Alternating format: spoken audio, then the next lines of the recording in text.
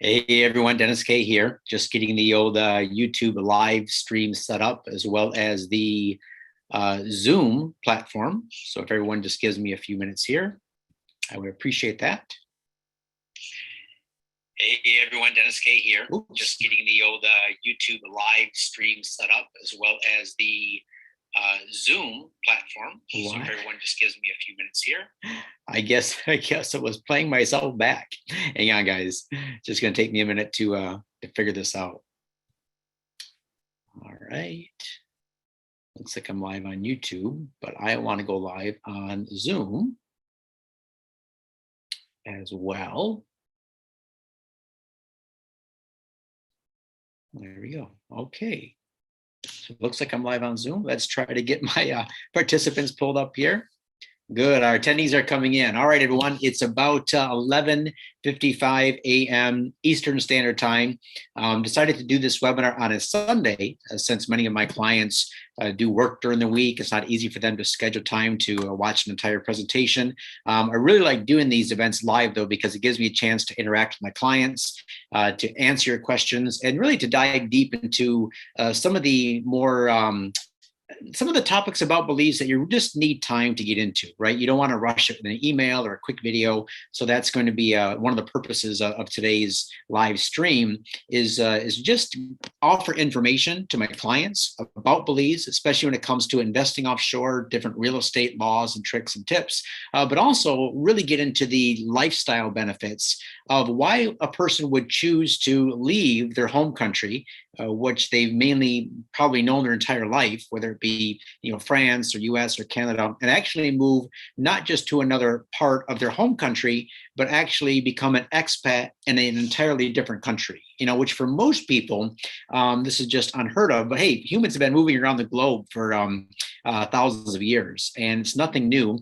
My great-grandparents came over from Poland. My grandmother was from Wales, and so they were from Europe, migrated to the United States. And of course, I decided to migrate out of the United States to Belize and Europe and other parts. So, moving around is nothing new, but it seems like more and more it's becoming a more accepted practice, especially as people sort of have some maneuverability when it comes to their jobs, working online, a little bit more comfort level, because now more than ever before, as human beings, we're able to travel the globe in record time, in record comfort, for the most part, and really decide for ourselves where we want to live and spend the short time that we have available with our friends and loved ones.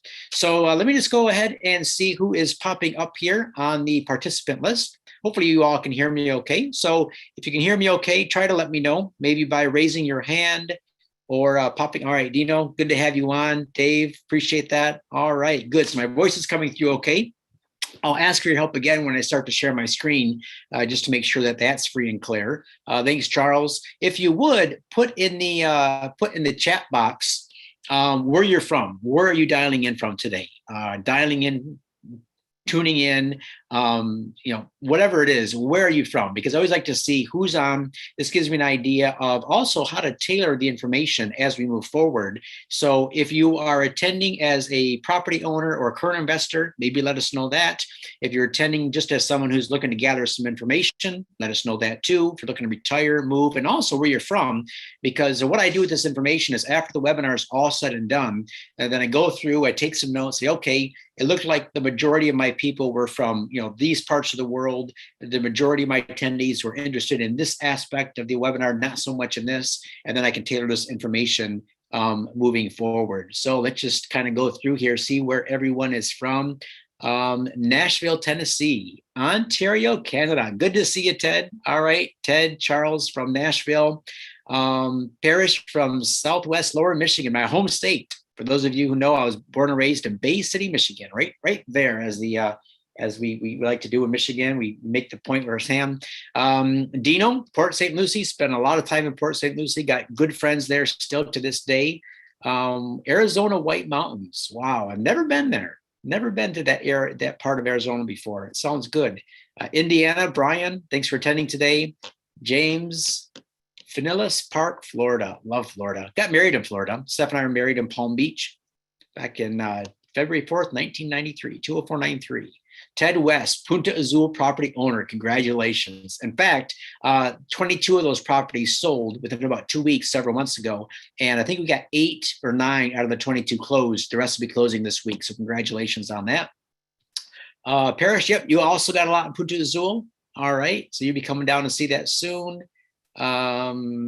David from California, good deal. Wisconsin, Kevin from Wisconsin, Judy from California, Leroy Esparza from San Antonio, Texas. All right, great city. New Jersey, Sean, good to have you on, man. I appreciate it. And I always appreciate, too, your support, Sean. You're a good source of questions, and you help me to add a lot to these events. Rohan from Toronto, good, excellent. Bay City Rollers. James Smalley, James, you, I think you already are a property owner. It's nice to have you back. North Carolina, Oahu, Hawaii. Nice, Gary. So Gary and his wife just got back from Ambergris Key. Awesome. I won't tell you what you bought, Gary, unless you want me to. But Gary did well. Gary did very well investing in Belize. James, oh yeah, you got the 2 lots of Punta Azul. Okay, excellent, excellent. Punta Azul North, that's right. Paul from Boise, Idaho. Okay, Gary says I can tell people what he bought. He bought at least 3 beachfront properties north of Secret Beach, at least 3, and then a couple other investment properties on the East Coast. He says so far. Oh, Owen's here. Good deal.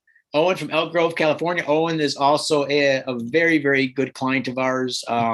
Had never met him in person yet, but I know we're going to be good friends as soon as we get down to the island together and have a few beers. All right. It is on the dot, 12 o'clock. All right. So here's what we're going to do, guys. I have some information prepared, some slides, but I don't want this to be a PowerPoint presentation. I find those webinars to be really boring. But what I would do, with your permission, is I'd like to just kind of use that to give this some structure.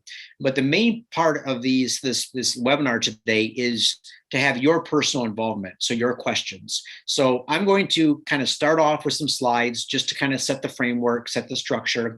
But as we go through this, if you have questions, please type them right there in the chat box. I want everybody to see everybody's questions. I'm not hiding nothing or just selecting what I want to answer, what I don't. Some questions might be answered later on in the program. I'll try to get to as many as possible. And some questions, if I don't know the answer to, I'm just going to have to say, hey, I don't know the answer. And I'm going to have to do some research, find out, and we'll go from there. All right, good. So let's get started. Let me do a share screen. And I'm going to begin by pulling up a PowerPoint presentation, again, just to lend this some structure. And the theme of this is thriving as an offshore investor and expat. So it's basically going to have 2 parts to it, right? So for those of you looking to invest offshore, putting some money into real estate, whether for yourself, personal use, vacant land, Airbnb, some sort of rental, whatever investment means to you, we're going to talk about that. But then, something we don't often talk about enough is the actual lifestyle. Living in Belize, what is it like to actually leave your home country, move to another country, live in Belize, part-time or full-time, or call Belize your permanent home during your retirement years. For those of you who don't know me, let me just give you the 45-second bio. My wife and I, my wife's name is Stephanie. We were born and raised in Michigan, Michiganders our entire life, moved to Belize permanently in the year 2003. And lived there on the mainland for several years, traveled extensively, moved out to the island of Ambergris Key and spent full-time living at least 9 or 10 years on Ambergris Key with a lot of time in Key Calker. While there, got involved in, first of all, selling real estate, just as an agent, owned my own company for a while, for a couple years, worked for the Remax office guys for a few years, then went off on my own. And in the meantime, I was able to collaborate with some of the HD TV shows like House International, Live Here, Buy This. I've been on several podcasts about investing in Belize. So that just gives you a little idea of who we are. Right now, we split our time between Europe and Belize. So I'm currently in France, just waiting for things to open up a little bit more before Steph and I can get back. When you guys in the United States can get to Belize back and forth fairly easy. Canadians, I understand you're still shut down pretty severely. Not sure if that's the case. But for Steph and I, when we booked that flight, we're dealing with 3 countries, laws and regulations, seeing parents, taking care of business. So we got to just wait a little bit longer.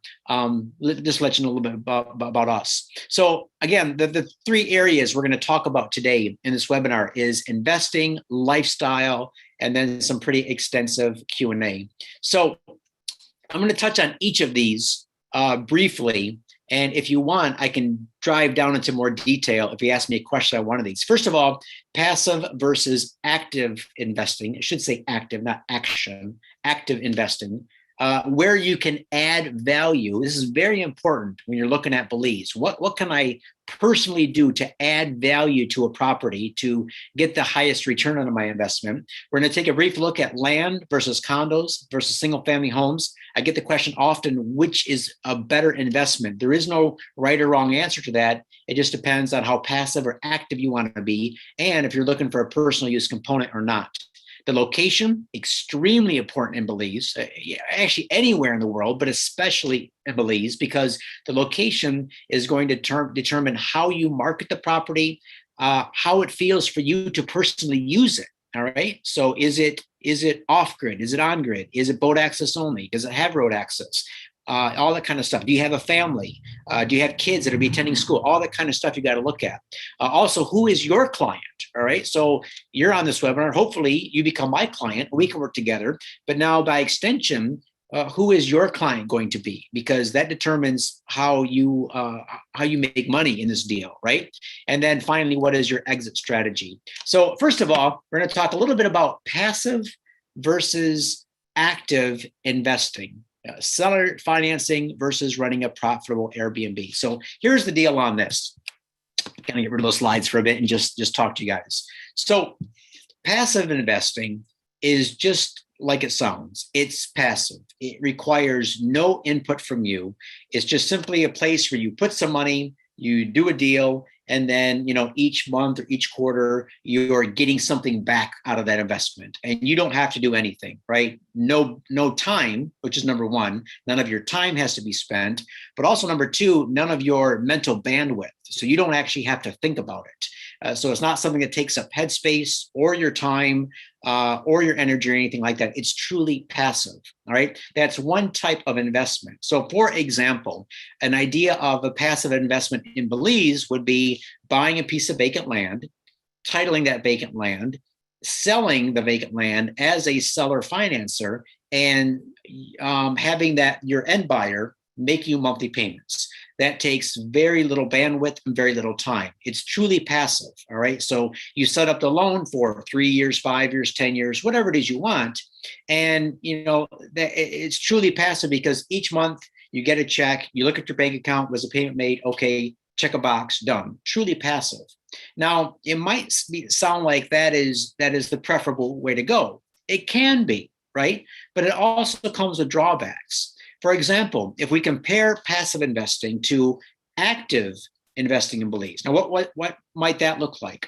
Buy a piece of land, build a nice 2-bedroom single family home on it, just like you saw that nice couple did, clients of mine who built that home north of Secret Beach, a beautiful house. It was that turquoise one. All right, so let's say you bought a piece of land, you built the house, and now you're selling it. All right. So you actually had to actively get involved. You had to coordinate the on-island builders, the premier home construction, the delivery, everything like that. You had to be a little bit active. But then once you sold it, all right, you cashed out and you moved on. Now, what if you did that and you kept the house and you used it 2 or 3 months a year, but now you want to rent it? You want to turn it into a short-term Airbnb rental. Now, what would that look like in terms of ROI? Well, potentially your ROI would be much more than the seller financing you would get, right? So you would put in some work. First of all, you got to put in your time. You got to put in your effort because it takes a lot of work to market some of these things. People don't realize it's like taking on a part-time job. So now you're actively involved in the property, right? You're answering emails, you're doing bookings, taking payments, paying bills, right? So it's very active. But now, is that preferable to passive? It can be. It just depends on your strategy, right? And here's why I say that. I love passive investing, but look at some of the advantages of active investing. All right, let me just go to them here. Passive investing. All right, versus active. So pros and cons. So first of all, there is a difference in the actual dollar amount, and there should be, right? Because if you're actually going to put in time and effort, there should be a higher return. That time and effort is going to require some energy, some bandwidth. One type of investing is going to give you freedom. In other words, you can go on vacation for 3 or 4 months and never check your email. The money's still going to be coming in. The other is going to take some of your time. You have to build some structure around that. But also consider this. Consider the lifetime value of active investing compared to passive. All right, so here's some of the pros and cons I put together. With seller financing, as a passive investor, you have a guaranteed rate of return. All right. But you're also now just dealing with a single client, which can be a good thing or it can be a bad thing. Now, look at the last line on this slide. If you have an Airbnb, a single family home, an Airbnb, you're actively involved.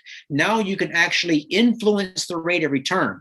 You got some good writing skills. You got some good marketing skills. You know how to take care of your clients. You can put this personal touch to the property. Now, over time, you're going to be able to build up a book of business. One of the unique things about Ambergris Caye is there is a lot of repeat business. That is, the same couples, the same families come down to the island every year, and often they like to stay at the same place because they get attached to it. So imagine that over the next, let's say 10 years, you're renting your place out to, let's just say, modestly 20 families. Let's say you're only renting 20 weeks a year because you're using the property the other portion of the year. So if you had 20 families a year times 10 years, that's 200 families, 200 contacts that now have just had a good experience with you. Now, what is the value of those 200 contacts over the 20 years?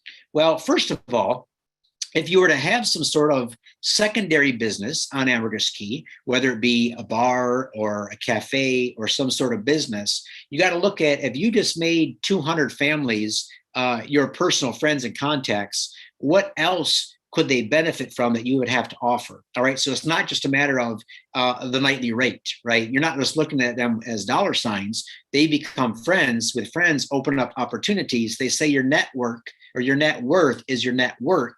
So this is a way to build your network out, right? Offer a nice product. People like to come. One other thing you can do is that if you play your cards right, let's say with these rentals, and the reason I'm going a little bit deeper on this than I would normally is because many of you are looking at having some sort of rental aspect in Belize, is let's say that before the person comes down and stays at your place, you have a Zoom call with them.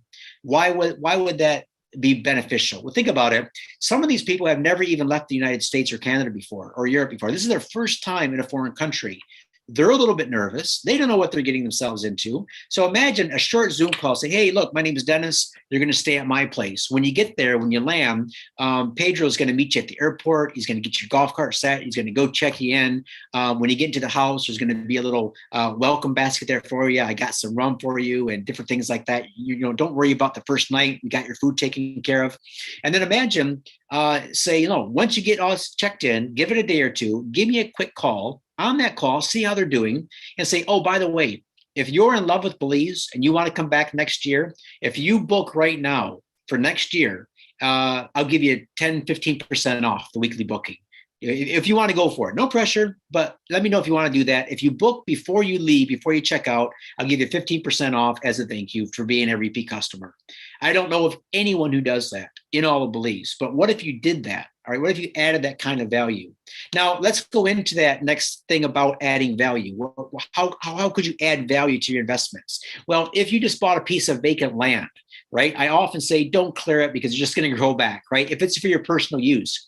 But if you're buying a piece of vacant land to then to flip to somebody with seller financing, then you do want to make it as attractive as possible, because people sometimes have a hard time envisioning what a raw piece of land looks like or what you could build on that. So have Israel go in with his team, take a few days, go in and clean it. Don't clear it, clean it. That means getting rid of all the underbrush, leave the bigger trees, maybe even have a couple of home plans drawn up. You can get these off the internet for $5 or $10. Have some home plans drawn up, show them on the property. Here's what you could build.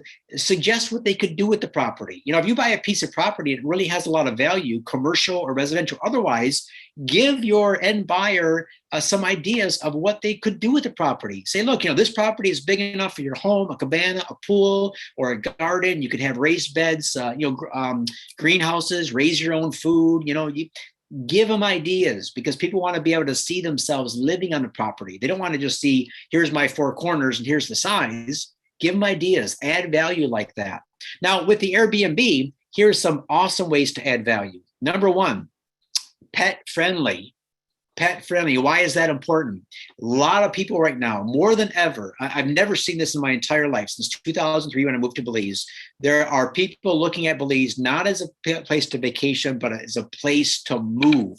And when they move, they might leave everything else behind. The kids, the grandkids, don't care about them so much. The furniture, whatever. But the pets are coming. No matter if the pets are on their last leg, they're 15, 20 years old, the dog can barely, they're bringing their pets. On Ambergris Caye, it is very difficult to find rentals, long-term rentals that are pet friendly. Why is this important? Well, because even if people are going to come down and build on the property that they bought, where are they going to live in the meantime? They need a place to live, right? People want to come down for extended times, for a month or two or more, as snowbirds, come down and get out of the cold Canadian winters or Northern American winters. They want to bring their pets down with them. They can't find places to rent that are pet friendly. Now, don't just advertise as being pet friendly, make it truly pet friendly. What you could do is you have your house, instead of leaving the land just the way it is, put up a small wooden fence around it. Say, look, this yard is fenced in and is perfect for small dogs. Maybe even build a kennel, right? So a kennel with a little water source right there. So for example, if the owners want to go out snorkeling, you're diving, you're fishing for the day, they don't have to worry about Fido. Fido's got his place in the shade. They've got, space to run around. They've got some water there. But imagine if you just marketed that and that was your value add. I don't just have an Airbnb.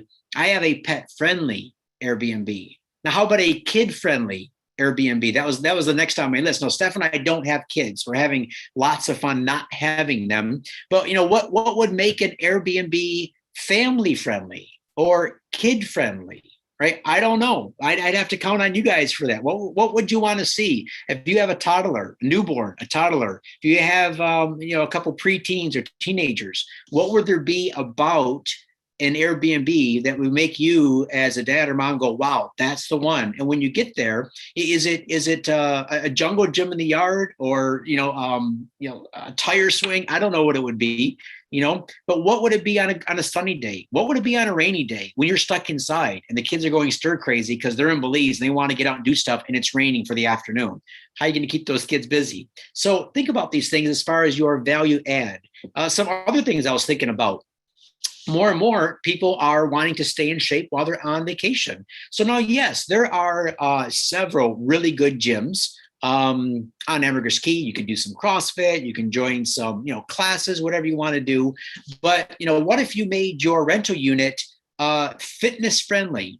And all you do is you included some of those TRX bands, a place to hang them, maybe a pull-up bar, maybe some mats, some workout mats, or maybe some of those bands, those multicolored bands. And what if you advertise that our Airbnb is fitness friendly, along with being able to work out quietly any time of the day or night, before the family gets up. There's a Vitamix or a blender, so you can do your own smoothies. Maybe have a little book with, our top 10 Belizean smoothie recipes made with fresh Belizean fruits each day. And you look up what goes good with bananas and papayas and mangoes and, avocado.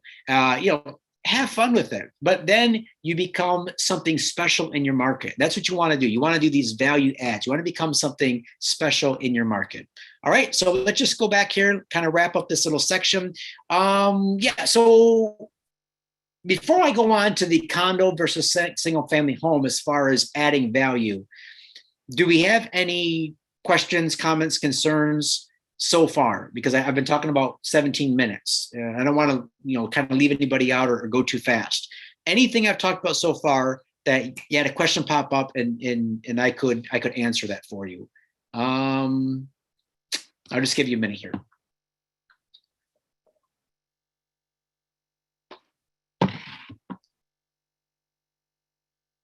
All right, so here's a question from Joe Morgan regarding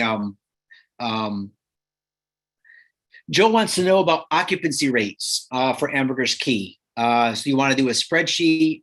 2020 numbers, obviously, those are in the tanker, right? Do you happen to know the actual pre-COVID averages for occupancy rate for average Airbnb rentals? Okay, so there's a site, Joe, and I don't know if it's retroactive, but there's a site called AirDNA. Go to AirDNA. I think it's .net.co, something like that. Look up AirDNA. They have a website that sort of goes through and pulls information from Airbnbs. What I would suggest is that for all the numbers on occupancy rates, monthly occupancy rates, average nightly rate, all that kind of stuff, go to the BTB website. It's the Belize Tourism Board website, and they have all their information organized by year and by month. So for example, you can go to 2019, you can pull up, I think it's 60 pages, 60-page PDF of occupancy rates for the entire country, overnight arrivals, cruise ship arrivals, everything like that. And, as it relates to Ambergris Key, you can scrub all that data from there. For actual occupancy rates on, for example, something that you want to start fresh with, just go with an average nightly rate. I would say start off with occupancy of 40 to 45% if you're in a good area. Most good rentals and hotels and resorts are much higher. They go in the 70 to 75 range, some as high as 80. But, if you can live with about a 45, 50, 55% occupancy rate, make the numbers work, that's pretty good. Is there a pet quarantine? No, there's not. Right now, the problem pet owners are running into is the airlines. Belize will allow them in, but the airlines are the ones that are restricting the pets. So, of course, it's just COVID related. We're going to get through that. The last I heard is that they're opening up the Mexican-Belize border to tourism crossovers. And so if you absolutely have to fly in with a pet, you can fly into Cancun, drive down, cross the border, and fly to Ambergris Key. So that's the thing about the pets. More questions about Airbnb. Parrish, that's a good question. She wants to know about the typical cost for running an Airbnb. So like employee, contractors costs, property management companies, things like that. All right. How is it done if the owner isn't there to actually run it? Okay, those are good questions. So I'm going to answer all those questions about rental property management companies, how to run an Airbnb when you're not there, everything like that.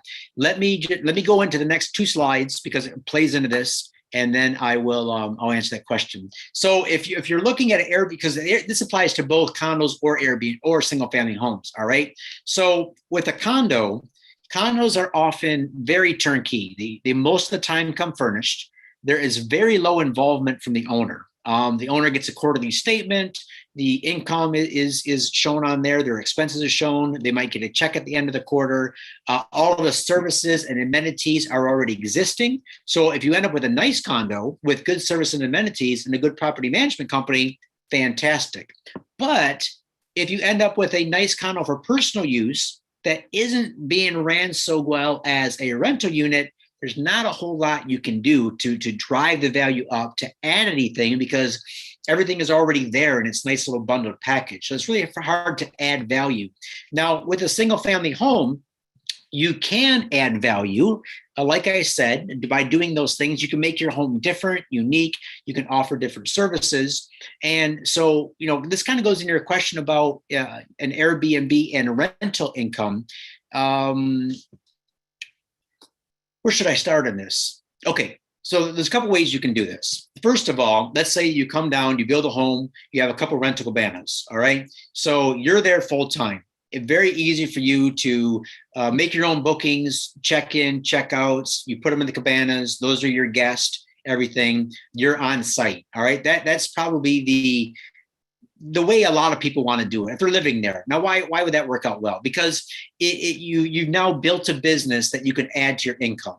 So let's say you're in your 40s, 50s, 60s. You still have some health, some vitality. You come down to Belize. You got yourself a little business set up, and now you're running your business on Ambergris Key, doing all the work yourself, and all the profit is yours, right? Now, the second step in that is, let's say instead of living there full time, you want to go back and forth, right? So 6 months in Belize, 6 months back. Now, what are you going to do with the house and the cabanas? the first thing I will look at doing, because again, I'm a passive investor. I don't like a lot of active investments, but the first thing I would do, I would rent that whole thing out long-term. I would let it be known, I am vacating this property March 1st. It's going to be open till November 1st. I'm renting the entire thing out, the house, the 2 cabanas. Who wants it? Put it up on my Facebook page, put it up on my YouTube channel. Who wants this thing? 6 months. Here's the price. You move in, you take full control. I'm coming back November 1st. I want you out, right? So that is what I would do. Why? Zero involvement. Again, you have one renter. You're dealing with one set of clients. They probably know what they're getting into. They want to live there. Maybe they're the ones who are building their beachfront home a few lots away, right? So they come down, they write a check for you each month. Boom, it's done, it's handled. You're good to go. The third way to do this, okay, you're not there, is you have the entire property. It's available for these months for rent. Now you could either go to one of the property management companies on Ambergris Caye. All right. So there's several, and you can just Google them, or I can send you some links. So what they will do is provide different levels of service, charging different fees. All right. So for example, if you want them to do everything, if you just want, and this is probably not the best way to go, right? Because they don't have an incentive really. If you want to leave, say, here's my keys. I'm coming back in 6 months. You rent it out. You do all the check-in, check-outs, the cleaning, deal with the clients. They're going to want quite a bit from that, because that is a lot of work. Again, not the best way though for you to maximize your active involvement, because you're not personally dealing with those clients. You're not getting to know them. They don't provide any value to you after they've stayed for the week. You want to be involved to some extent. But if you don't want to be involved, they'll take 40-60 split. They'll take 40% of the nightly rate, give you 60. Sometimes it's 25-75, right? Well, what I would do on that deal though, to become a little bit more active, I would do my own bookings. I would do my own advertising, do my own Zoom calls like I recommended. Get on the Zoom call with, how you doing? This person's going to meet you. If you have any problems, you call me. I'll take care of them. And then on island, what you have is you have a couple key personnel. Maybe you have a couple that is living on site, a Belizean couple. Maybe it's staying in one of the cabanas. And the husband, maybe he takes care of all the repairs. Maybe he's a qualified tour guide. So along with kind of looking over the property, got a leaky sink, or, light bulbs are going out, whatever the case may be, handling all that. Maybe the wife does some breakfast in the morning, does some cooking, daily housekeeping. Boom, you pay them a little salary. You're taking the rest of the profit yourself. That's a nice way to go. And you get to keep that local, or that personal contact with your clients. All right. So that's just another way to go. But there's different ways to do it depending on what your level of involvement is, right? I like the long-term rentals, guys. I think it's really a way to go. Less wear and tear on the place. Yes, you might lose a few dollars, right? So percentage point wise, if you were to take a spreadsheet, if I made this much nightly rate, you're looking at those dollar signs saying, I don't want to lose those dollars, right? I don't want to give up that return. Well, you don't have to give up the return, but it's going to take something out of you. Your time, your energy, your creativity. And that might be okay, because you might be looking for a part-time job. You want to work an hour or two a day. That'd be great. And it's good money to do that. So that's my my tips and tricks on that.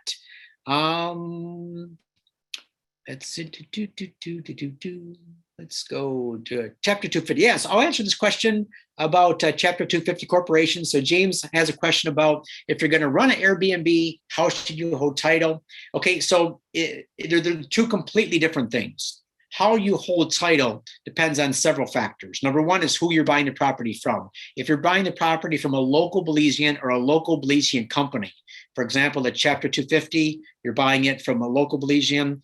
I always formally believe in chapter 250. It means it's a local to local transfer, keeps it clean, keeps it simple. That's just holding title.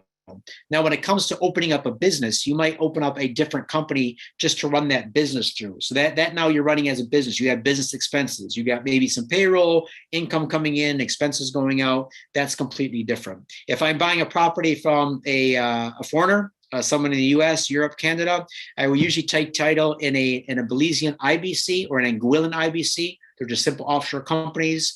Very rarely I'll take it in my personal name. Just depends on what the property is, and that's why that's a really good discussion for one-on-one. All right, so let's go back to the okay. So webinar specials. So the reason I'm putting this here, because what I want to do now is, kind of wrap up this part of it, go through the webinar specials. Now I'm showing you these. Number one is because they really are webinar specials. This is not a trick. This is not a sales tool. What I do is I normally go to Israel or a Christian, one of my guys in Belize who I work very, very closely with, and I'll say, look, I've got 75 investors on a webinar. Is there anything we can offer them? Now, why would I be able to offer you guys deals that I couldn't offer to the public? Well, number one, if you buy, you're buying directly through us, all right? So we don't have to split the commission. There's no side deals we got to cut with other real estate agents. So it really kind of allows us to also maybe even give you something out of our own pocket, because a lot of times these webinar specials, it's the agent, reaching in their own pocket at the close and giving you something as a gift, as a thank you. And that's what some of these webinar specials are about. So there's just a few of them I want to go through. And even if you already own property in Belize, if you know of anybody that's looking, that wants to make an investment, one of these properties might work for them. Again, if you refer some business to me, always give a nice referral fee, either in the form of cash or in the form of experiences in Belize. So these are the first 4 lots. Again, this is going to take literally 30 seconds per listing to go through. These are 4 off-beach lots directly behind Secret Beach. So here's the main Secret Beach area with the water park, pirates, marubas, all that kind of good stuff. This is the road here leading up north to North Secret Beach. So directly behind are these 4 lots. They have road access on this side, road access on the back side, and they are parcels 83, 17, 18, 19, and 20. And the price on those is $65,000 US per lot. They're nice sized lots, and those would be great for some sort of Airbnb, single family homes, a little business of some sort, but great properties. Do not come with financing on those guys. So just so you know, if you're looking at those are being sold by locals, and no financing is available. The locals need the cash. They've been hard hit by COVID-19, and they need some cash just to survive. The other deals that I have are north of Secret Beach. You might have seen the video where I put these 5 lots out there. So far, 2 of the lots have sold. So 262 and 263, those are currently under contract. We still have 264 available. It's a cash deal at $75,000. It's a 65-foot wide by 118 feet deep lot. And the 2 that I really like are these lot numbers 278 and 279. These are really nice lots. They're large. They have road access. They're only 3 rows back from the beach. This is the beach here. 3 rows back with road access. Remember, all beaches on Secret Beach and anywhere else on Ambergris Caye are open to the public. So, for example, if you were to build an Airbnb on these 2 properties or these 2 properties, then they would literally walk a couple hundred feet and be at some of the best swimming waters on the entire island. So, $84,000. What is the incentive or the webinar discount we can give on each of these? On each of these, I personally will pick up the cost of the formation of the Belize Chapter 250 Corporation and the first-year renewal fee. All right, so that's just out of my commission. I'll pay for the Chapter 250 Corp and the first-year renewal fee. The other property that I want to tell you about, and this is also a true webinar special. I just got the okay from the owner of this property to reduce the price. So we had it going close to 100, reduced the price for the webinar for $89,000.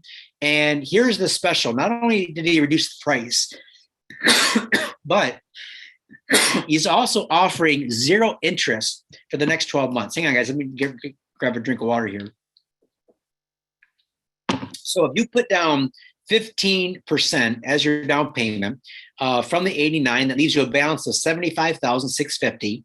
He would do 0 interest for 12 months. So if you're making payments of $630 a month for 12 months, those payments are going directly to the principal. At the end of the 12 months, you have a balance here of $68,090. If you still need financing after the 12 months, the interest rate is at the standard seller financing rate of 10%, and you can take up to 9 years to pay. Your monthly payments are $968. All right, so this second row lot is really nice. East Coast access to power, internet, cable. This is the Caribbean Sea here. You see the great second largest barrier reef in the world is right there. You have the condos at Barrier Reef.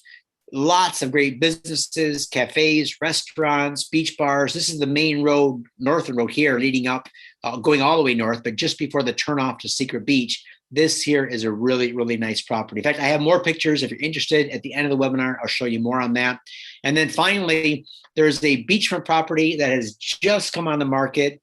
In fact, this is not even on any websites yet. Not my listing, but listed through, going to be listed through Christian at Remax. Good friend of mine. This parcel 83, price is $190 US, and he will do some limited financing. So 50% down payment, 10% of the balance for very short term, 18 to 24 months. So basically it gives you a chance to either sell your property in the States or Canada, come up with the cash, do a home refi, something like that to pull out the cash.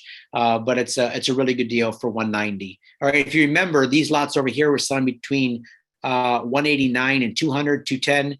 I think those have all sold. Steph and I actually bought this lot right here. So if you buy this property, we'll be neighbors. We'll be able to come over for a cup of coffee in the morning. All right. So why invest in Belize real estate? Why not?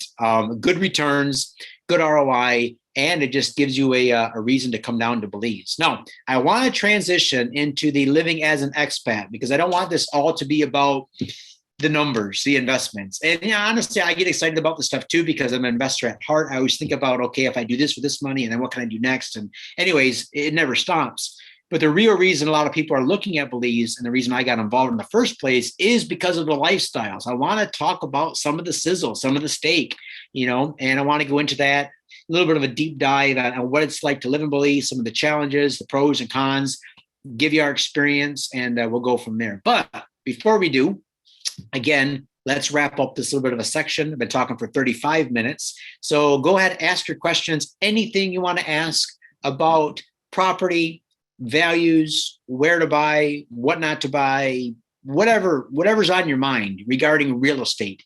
Let's take your questions, and then let's transition for a few minutes into the expat lifestyle component. And then at the end, we can bounce all over the place like a ping pong ball. If you want to ask any question you want, you forgot about, we can do it. I'm in no rush today. All right, so go ahead and ask your questions. All right, so Paul is a property owner at Secret Beach, and he says, I have heard that the road to Secret Beach is pretty rough.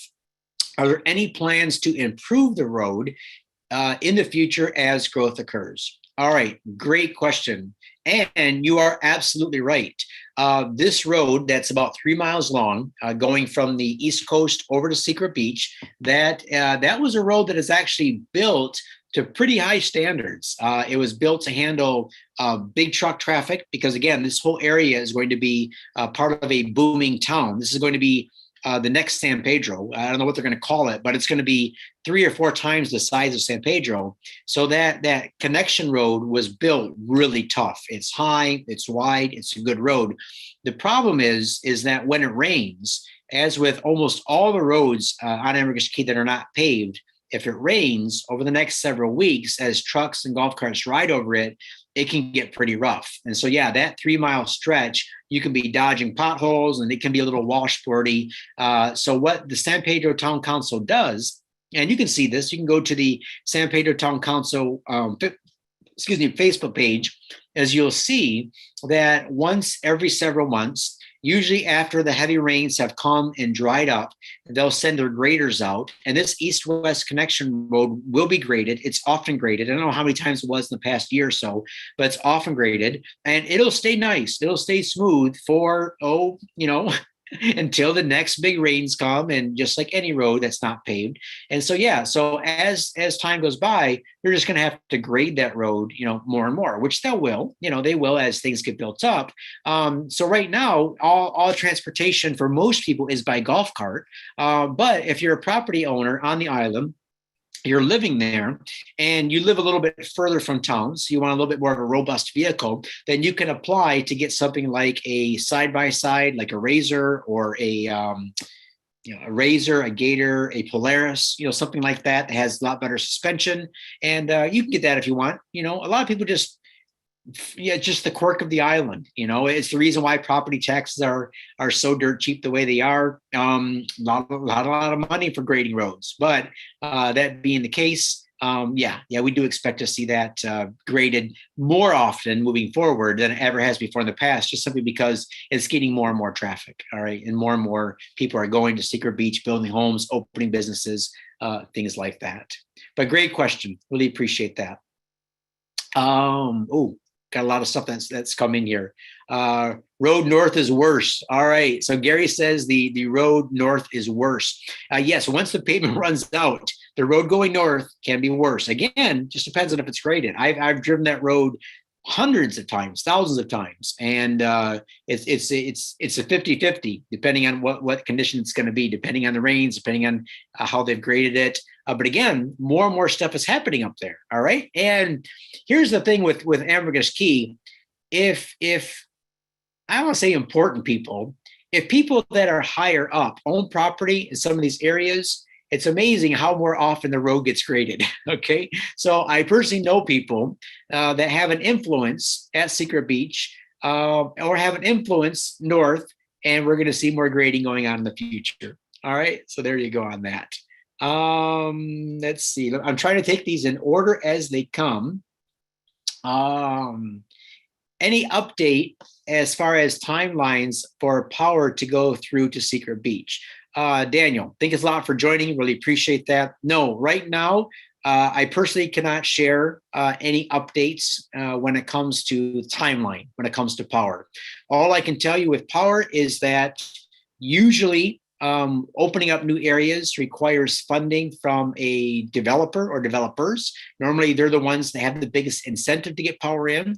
So if power does reach, it's probably going to be a little bit of that, a little bit of the government pitching in, a little bit of the desire to see a return, both from the electric company, but also from a government standpoint. So for example, right now, the Secret Beach area is becoming a source of income for the government of Belize, both in terms of the stamp tax, the property tax, businesses opening up. So as the government sees, here's a pocket of a neighborhood that if we get power into there, we're going to be able to calculate and go, okay, this will have a return. I'll be able to see this investment pay off in the next 3 to 5 years, because they're investors too, right? They want to see a return too. So that would probably happen.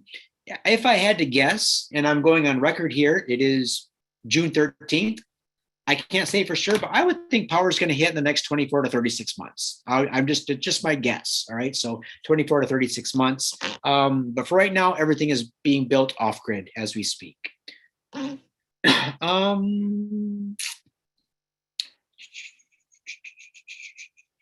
Okay. Good to hear. I'm answering most of your questions, Dave. Here's a question from Judy. Judy has a question about the formation of the Chapter 250 corporation and the annual expenses. Does the 10% above the purchase price include those, or are those additional expenses? Okay, so here's the thing let me just kind of briefly go over closing cost. So take literally 60 seconds. Whatever property you're purchasing in Belize, it can be a $30,000 lot, $100,000 lot, $1 million home. You always have two expenses. Number one is your closing cost. It's 2% of the purchase price on average, unless it's a really cheap lot, then it might be 2.5%, 3%. Then you have your stamp tax paid to the U.S. government. No, the Belize government. That's 8%, 5% or 8%. Just budget 8%. So with the 2%, 8%, you're at 10% of the purchase price you pay in your closing costs. Now, the Belize Chapter 250 corporation, that can take another. It depends. I got to look at the actual cost. It can be $1,200 to $1,500 to form and register, and then the annual renewal fees on that is $375. If the property you're purchasing, Judy, is above a certain dollar amount, I have to look and see what that cutoff is. Basically, you're still paying about 10%, even with the Belize Chapter 250 corporation. All right. So, but again, as an incentive, I will pay for those out of my own pocket at closing for those webinar specials today. And don't forget the second row lot.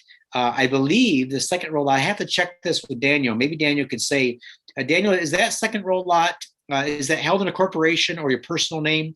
If it's not held in a corporation, then in addition to the seller's zero interest for 12 months on that, I'll also pay out of my pocket for the corporation to be formed on that property. All right, just as a gift for you guys attending today. All right. So Gary just got back. I just talking about the East-West Connection Road. Gary just got back from there after spending a week and a half there. He said the East-West Connection Road isn't bad. Few potholes, but not bad. All right. Joe Morgan says, on the lots you just showed as an example, would there be an issue building multiple structures on each lot? All right. So to answer that, Joe, let me just kind of go back, do a share screen, and I'll pull up just for example's sake. Okay, so right here, let's just go to the cheaper one. Let's go right here. So this has 65 feet of width by 118 feet deep. So you think yourself, okay, what could I put on there and not crowd the property? Well, first thing, I would put a 2-bedroom, 1-bath, or 2-bedroom, 2-bath, 900 square foot, single story premier home. All right, that's going to take 30 feet by 30 feet, because 30 by 30 is a 900 square foot home. I would put that here. 30 by 30, that takes up, basically the width back here and only 30 feet of the 118. All right, so if you take the setbacks off the 118, the 10 feet on the front and back, so let's take that off, 118 minus 20, then you're left with 98, 98 minus the 30, you're left with 68 feet of usable width. All right, so what could you do with 68 feet? You could easily have a nice single family home. If you had 2 stories on it, you could have 1,800 square foot single family home plus 2 cabanas, plus a small pool or a small garden area. So on a single lot of this size, you could do single family home, 2 cabanas, maybe small pool, something like that. If you had 2 front and backs, of course, that just doubles the opportunities. On a smaller lot, for example, on something, something more in the average size. So for example, a 60 by 80 lot, for example, the lots all around the Grand Belize Estates area, those are basically 60 by 80. So what I would do, instead of going, spreading out with that, I would build a 2-bedroom, 2-bath, single story home, pop out the top, and then maybe have a couple rentals up there. So 2-story, or maybe put a 2-bedroom on the top, 2 1-bedrooms on the bottom, and that way you have a triplex. But then you do have area for golf cart parking in the front, maybe a small pool garden. But that's what you could do with a single family, with a single lot, right? Of course, if you can get double lots, multiple lots, opens up the opportunities. But single lots, you could at least do something like that with, and that actually works pretty good, and not crowd the property. I've seen people crowd a property. It's not pretty. I've seen people build, they got a single property. Someone put like 12 units. They were small, but 12 units, local housing on a single property. Just not a good use of space, in my opinion. Maybe good use of space, but not a very good aesthetics. All right. Here's sorry about this, guys. From Parrish. Do you foresee any decrease in property pricing once all the COVID-induced increase is finished? Here on the lakes in Michigan, the pricing on lake properties has increased by 50% due to COVID. It is forecasted that the properties will go back down to normal. Just wondering if you will see something similar happen in Ambergris Caye. That's a great question. All right. And the answer is, I would, if I was a betting man, which I'm not, prices are not only going to continue to go up, and first of all, they are not going down. Guaranteed they're not going down. How can I say that? They've never gone down, first of all, since I've been there. And what allows, first of all, for you guys in the States right now that are seeing property prices increase 50%, there's a lot driving that. But what's making it possible, not just the desire. Obviously, people have a pent-up desire to buy a property. They're willing to overbid. I talked to my real estate friends in the States, and prices are coming in, $20,000, $100,000, $1 million over asking price. People have this desire to get the property. It's worth it to them. If I'm looking at a $5 million home in Miami, and I got to pay 6 million for it instead of 5 just to get it. I want the house. I'm going to pay the 6 million. Same thing in Belize. If I want a beachfront property and the price has gone from 225 to 275, I'm paying the 275. It's not worth it to me to walk away for next to 50 grand. Same thing with off beach lots. Now, here's the thing. What is going to prevent prices from coming down, or let me back up.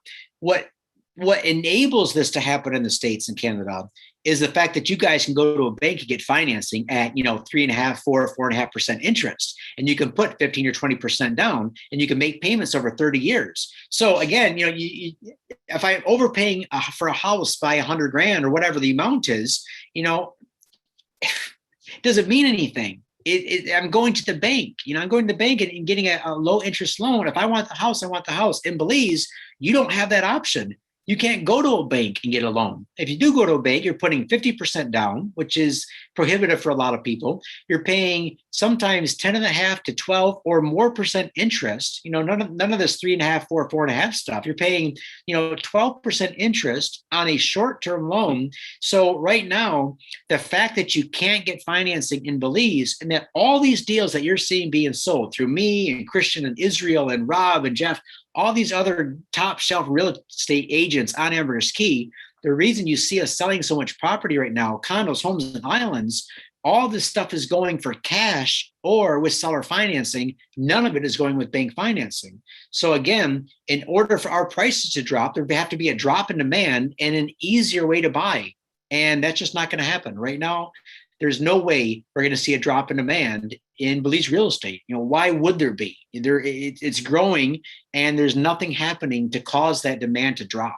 All right. So COVID now has speeded things up. It even surprised me. I can't believe what's the book of business Steph and I have done over the past 15 months is just incredible. I mean, it's life-changing, really. It's just amazing. So, well, there we go. Let me, I've got a lot of questions, guys. I'm taking them in the order as they come. Wayne Walters. Thanks, Wayne. Appreciate you joining in today. Wayne is another very good client of ours. Nice investor, nice guy to work with. I can't wait to meet you on the island, Wayne, buy you a beer. Dennis, any new information on the new airport and when Margarita is opening? All right, so the airport, and I talk about this extensively in a video about 6 months ago. For all intents and purposes, the airport on the north side that has been talked about for 10 or 15 years, that is a dead deal. In other words, there is nothing right now on the books as far as moving it forward to getting it built. Now, what the government has done, and they've always said this, all right, so you can go back throughout history, that the rumor of this airport isn't just a rumor, all right? It is based on fact. The government of Belize, knowing the growth and trajectory of Ambergris Caye, recognized years ago that there is going to be a need for international airport on Ambergris Caye. You look at every single island of similar size, similar desirability throughout the Caribbean, throughout the world, islands of this size that have a desirability always have an international airport. Now, right now, we're getting by using Tropic Air, My Island Air, water taxis. Soon, they're going to be tapped out, right? And I know this is a hot topic for some on the island, and especially the expats. Some of the expats don't want this to happen. It's going to happen. They might argue with me on that, but it's going to happen in our lifetime. It's probably going to happen sooner rather than later. Why? Because two things are going to happen. Number one is you're not going to be able to get people back and forth to Ambergris Caye just on Tropic My Island Air. Remember, those are only 14 passenger caravans. And even right now, during the peak seasons, so over the holidays, the winter holidays, it's not easy to book a flight on one of those airlines, okay? That's where it's at right now. What happens when some of these other hotels start to open up? Like right now, we just had Alaya open up, an incredible Marriott property. What happens when the Wyndham opens up? What happens when we get another 500 rooms on the island or another 500 Airbnbs, right? How are you going to get all those people from the international airport in Belize City to the island? There's going to be a need. All right. So that's going to happen. But right now, no investors have stepped forward. The money's not there, but the land is there. All right. So the infrastructure is there. There's already been several large chunks of property that have been allocated for the businesses and services that are going to have to support that, like the fire department, the hospital, all the kind of stuff. All that stuff is ready to go. So when the time does come, they can pull the trigger and they're not scrambling looking for, a proper piece of property that's not going to be in a wrong flight path, that kind of stuff. Margaritaville, that is underway. So that is currently being refurbished. Margaritaville, the investors on that took over a bankrupt property called Sueño del Mar. Know the property very well. Steph and I used to be owners there.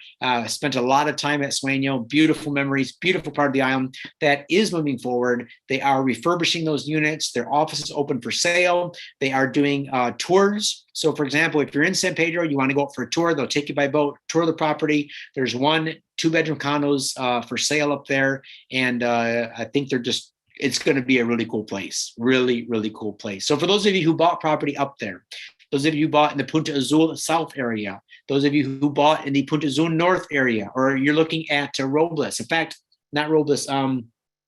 What's the name? Just north of there. I just had an email today of some clients that I'm familiar with out of Colorado. They own a single family home on the ocean, on the direct Caribbean Sea, just a few blocks north of Sueño. They might be selling. Beautiful home. Not sure yet. I'll get the information. If you're interested in a beautiful concrete off-grid, is it off-grid? It might have power by now because power is up in that area. I have to check. Anyway, beautiful oceanfront home. You might be able to get a good deal on this. So email me if you're interested. All right. There you go. Thanks, Wayne. Appreciate the question. Michael Rogers, does the area have enough rain in Ambergris Caye to sustain the rain capture systems? All right. So you're referring to off-grid. So building off-grid, if you're not directly in San Pedro town or in the immediate vicinity of San Pedro, then most of you guys are going to get your water by rainwater cisterns or wells with reverse osmosis system to clean the water, make it usable, right? So we get about 56 inches of rain a year.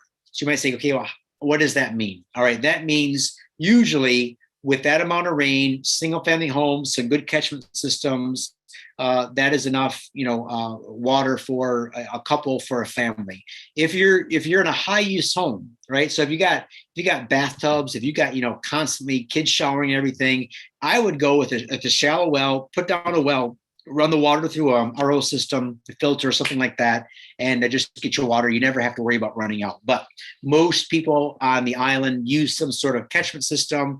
Maybe if they have a high water usage, they go with the well. But water's not a problem. You can always get a desal RO system, something like that. They make them now pretty inexpensive for residential use. Even for all what you guys don't realize is that once you cross that bridge and head north, everything you see there is off-grid water. Everything, every restaurant, cafe, condo, home, everything's off-grid water. And then once you get past the turnoff, everything you see there is not only off-grid water, but off-grid electric. Everything is solar, backup generator, wind, everything. So the island's builders really do a nice job of building off-grid, making them sustainable. Paul has a question. For areas with power, where does the power come from? I've heard many stories of power outages. We're planning on solar regardless. All right, so the power, Paul, mainly comes from Mexico. And for Ambergris Caye, we have an undersea cable that comes from the mainland out to the southern tip of Ambergris Caye. That's when you're on Ambergris Caye, you're driving down the areas, you see the high wires putting the power back into San Pedro town, where then it's distributed from there, and then lower power lines carrying it back down south.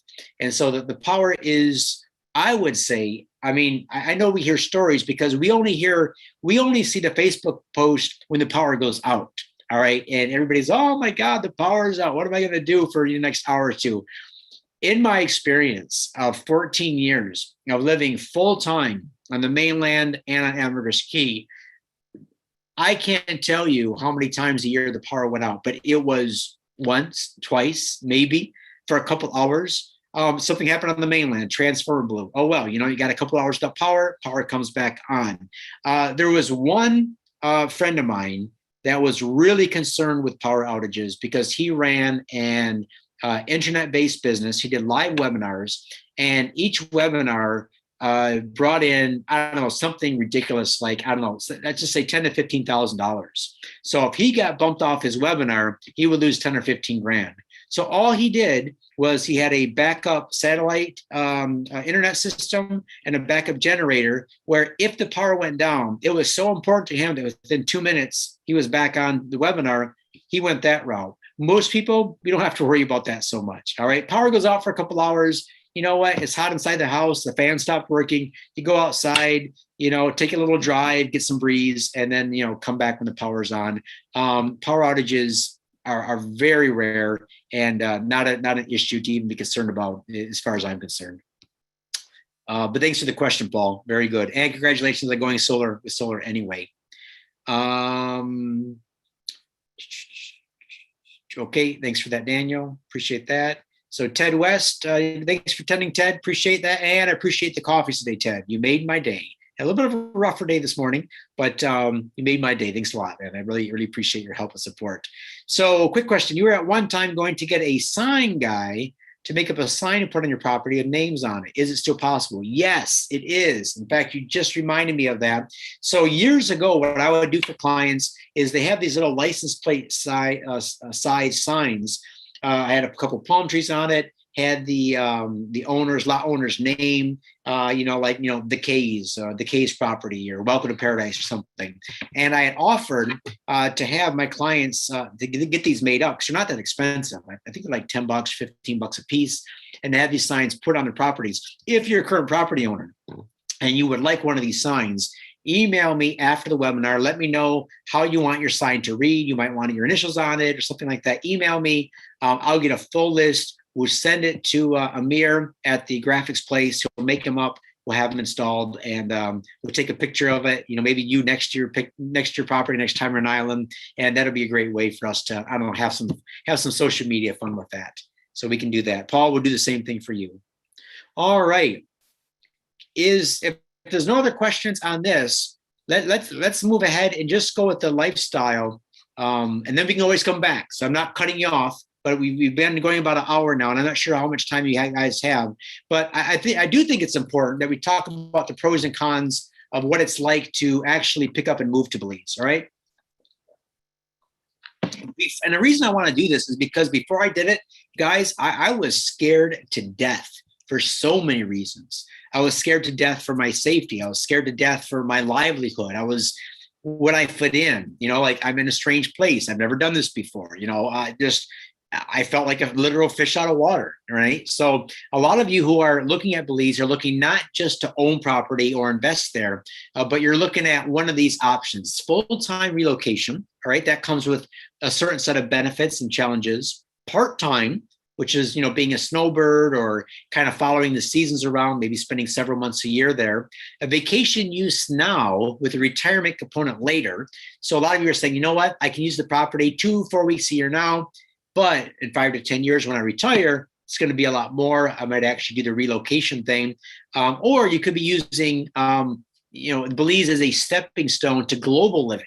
And what I mean by that is using Belize as a home base, but using your spot in Central America as a place to move around, explore Central, South America, Europe, Southeast Asia, but, becoming a more of a global expat based on the benefits you achieve by having your home residence be in Belize. All right, so first of all, why choose another country in the first place? Why not just move to Florida or Texas? Those two states right now are being flooded with people moving out of California and New York. And, first of all, why choose another country?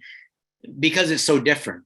Well, first of all, we got to look at two things that it can do for us. And, these are really personal things. So as I go through this, it's going to kind of sort of open up your own reasons why, and maybe even just do some self-discovery on this. So for example, there's an internal component when you move and an external component. So the internal component is wherever you are in the world right now.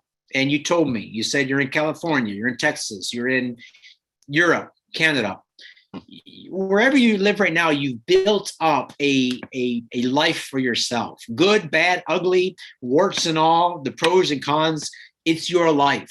It's what you've made of it, or it's a life that's been imposed upon you. So something like commitments, expectations, the baggage that you've been dragging around, either literal, emotional, boredom, if you have any sort of boredom because of feeling you're not doing what you really want to do with your life, right? You're not living up to your full potential. Maybe you got some mental, emotional, spiritual, or physical things that you don't like so much that you're looking to change. And if you move from your home city to another city in the same state, there is a tendency, because the move isn't extreme enough, to bring all that with you, because you still are going to have the commitments, the expectations, the boredom, the baggage. You're not living up to your potential, right? You're still going to have that because it's just too similar to the life you're trying to leave behind, right? It doesn't provide you with enough of a break. Then you get into the external things, the lifestyle, what you want to do each day, So what you do each day often is determined by the weather, your environment, what is available to you as far as activities go. If you want to do snorkeling, diving, and fishing all day, but you're living in a waterlocked state, and there's those options aren't available, obviously, those activities are hard to do.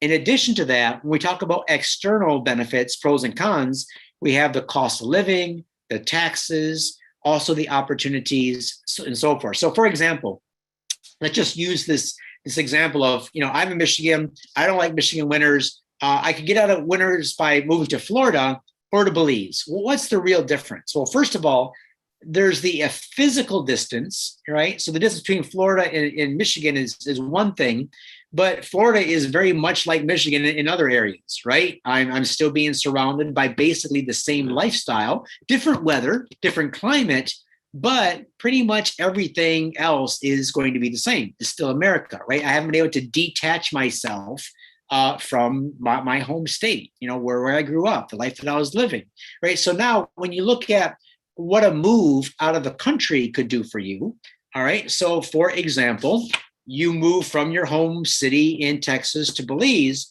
Now, all of a sudden, you have an opportunity to bring with you what you want, the good parts, but then also to sort of detach or to sever those things that you don't want to be part of your life anymore, right? That you don't want the focus of your life to be on those things.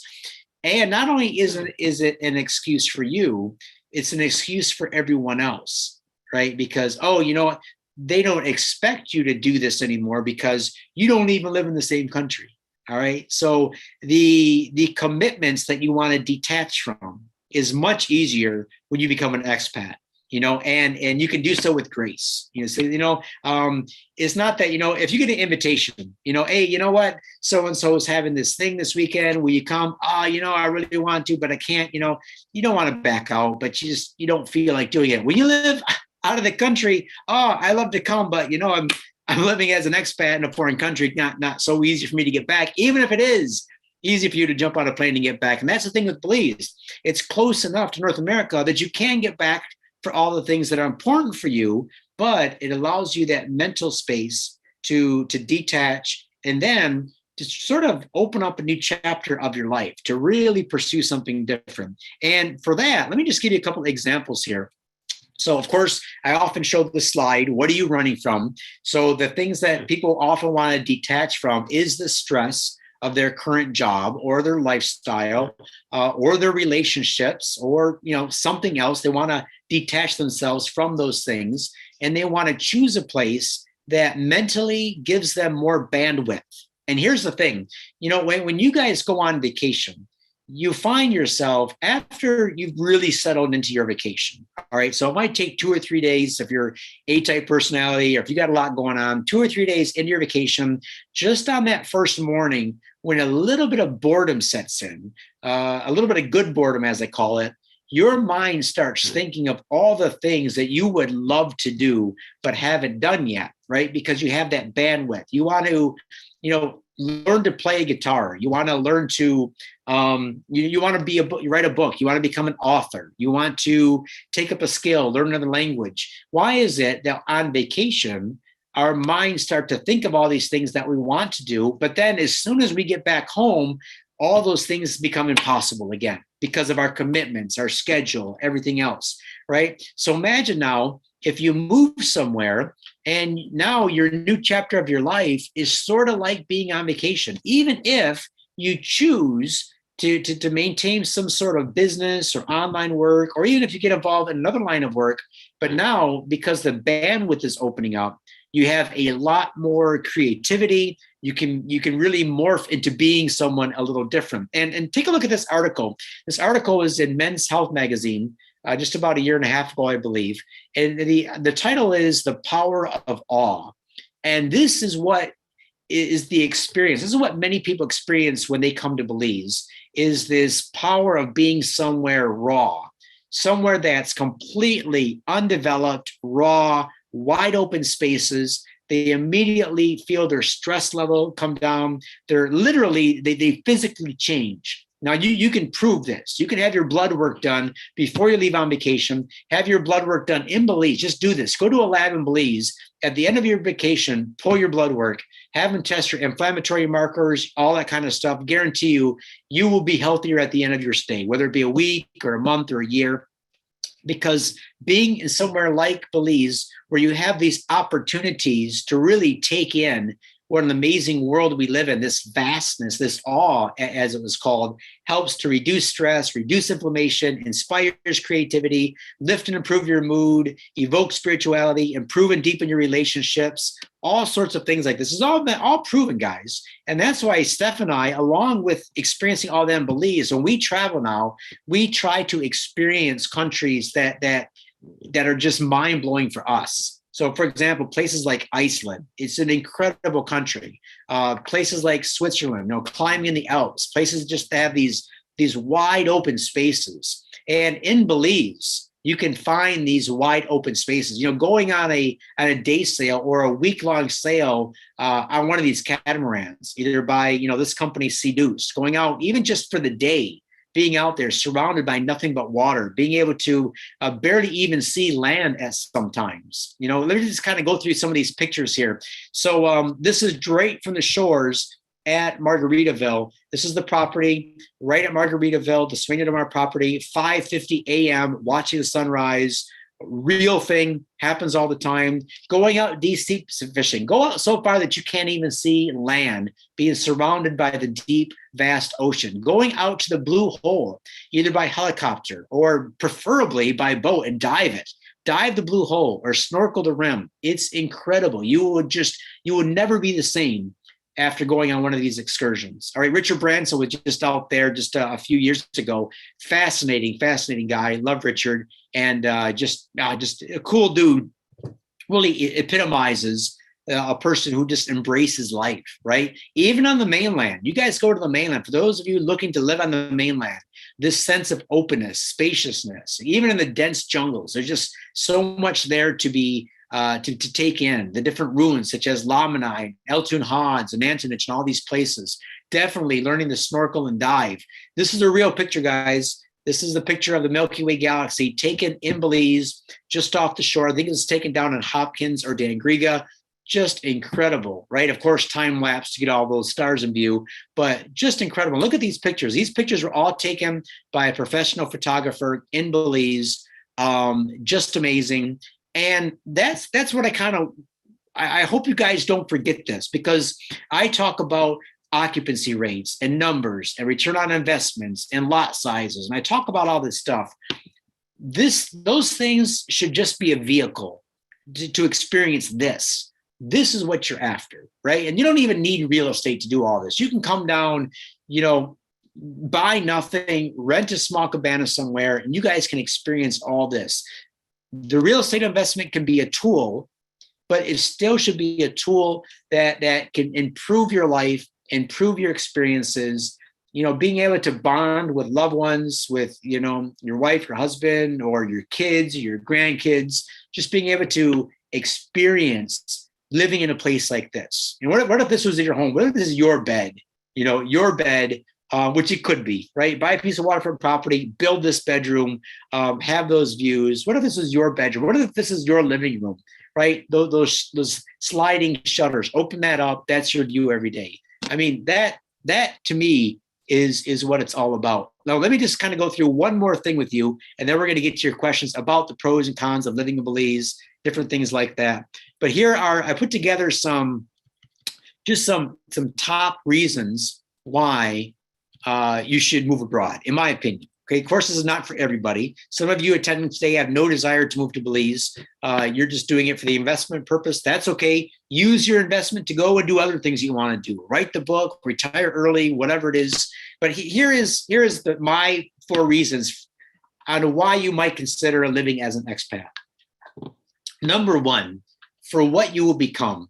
You know, whatever you have become in your life up till now, whatever success that you have had, and you obviously have had success, otherwise you wouldn't be on a real estate webinar for an hour and a half talking about buying property investing. You have success probably in more than one areas of your life.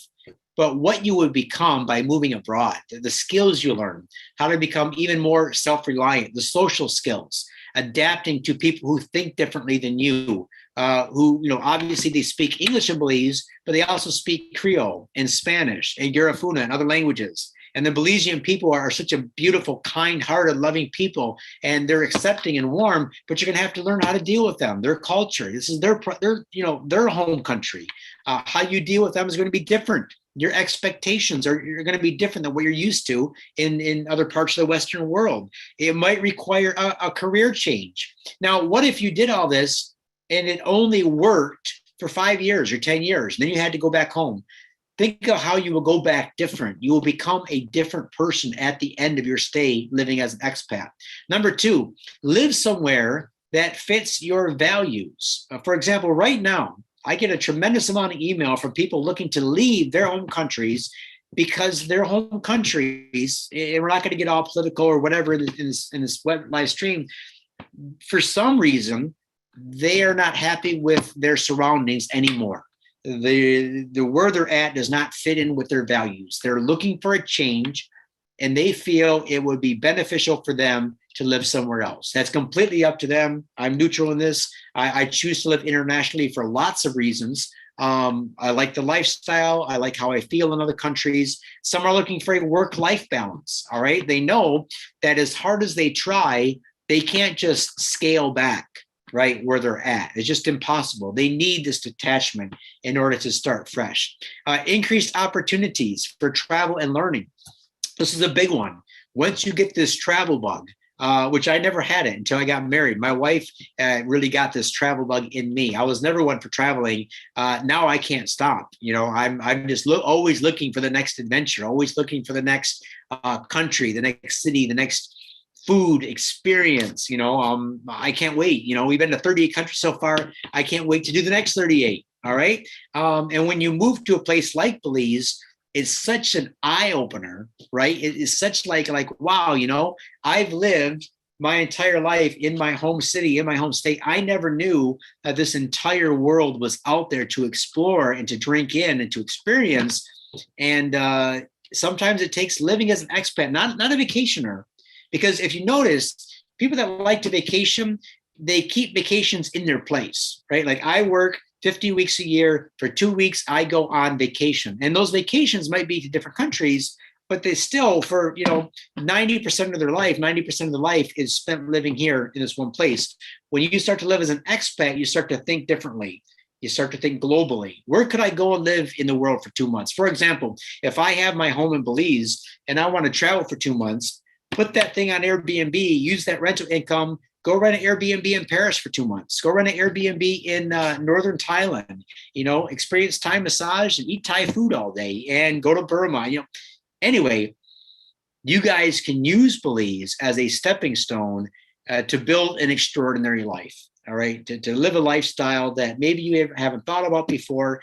Just for a fun thing, my walls are filled with places that I've been. Recent travels, we have Croatia, Greece, Athens, Italy, Miami over there. We have Iceland up here, one of my favorite places in the world.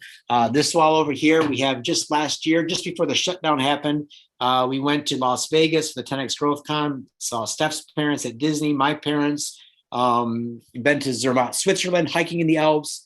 I surround myself now with places that I've been and in places where I want to go, right? My next adventures. And Belize is making all that possible for me and also many of my clients. All right. Now, what are the cons? Those are all the pros, right? What are the cons? The cons are the flip side of the coin that I just presented you. So you're living in another culture. You're uncomfortable. You're going to be a fish out of water. You're going to have to get used to other people. And you know what? As flexible as all of us think we are, as open-minded as we think we are, some of us haven't had the experience of getting into a culture and realizing, wow, you know what? Maybe I'm not as open-minded or flexible or patient as I thought I was. Maybe some of these things are grinding on me, right? Maybe maybe I need to step back and say, okay, what am I getting so upset about, right? Or maybe I thought my life was going to be like this, but this isn't what I want to. I'm not happy here. Could you move to Belize and not be happy? Sure. Yeah, why not? I mean, Belize is for everybody. Some people are more happier in the mountains or, in big cities. Some people love to live in the center of Paris, the center of Miami. They want to be surrounded by skyscrapers. You're comfortable in that environment. Okay, use Belize as an investment tool. Take your money you make in Belize, go live in Miami, right? But remember that living as an expat does come with challenges. It does come with some cons, but sometimes they're two sides of the same coin. All right. So just kind of remember that. There also could be some challenges of working out the logistics. That's all part of it. And so my tip on that is sometimes if you're a detailed person, you're a planner, maybe you're an over planner, then you're going to look at this in so much detail, you're going to get paralysis by analysis because you're going to want to see how every single thing is going to work before you pull the trigger. All right. I got people right now, they've been looking at buying property for a year. I have their budget. I know their budget. They're qualified. They can buy. They just keep watching videos all day. They won't pull the trigger. Why? Because they're scared. They're detail oriented. They're just not at the comfort level. That's fine. When they're ready to buy. Others are at the other end of the spectrum. They're just so freewheeling that, hey, you know what? I'm going to book a one-way ticket, put on a backpack. I'll figure it out when I get there. Now, I think most of us are in between there somehow. And I think you do have to have a plan. I mean, if you're a freewheeling spirit, then you can probably recover from something if it doesn't work out pretty easily. But, most of us that come with somewhat of a resemblance of responsibility, right? We know that there's bills to pay, there's families to care for. We want to do some research, but not so much for research that it starts to be the hang up, right? Why we don't move forward. So anyway, I've talked enough. Let me get your thoughts, questions on that. What do you have to say about any of this? The lifestyle, the moving, living as an expat, pros and cons, my experience, your experience. What are your questions or just thoughts about doing this? Let me have your just put that in the chat box.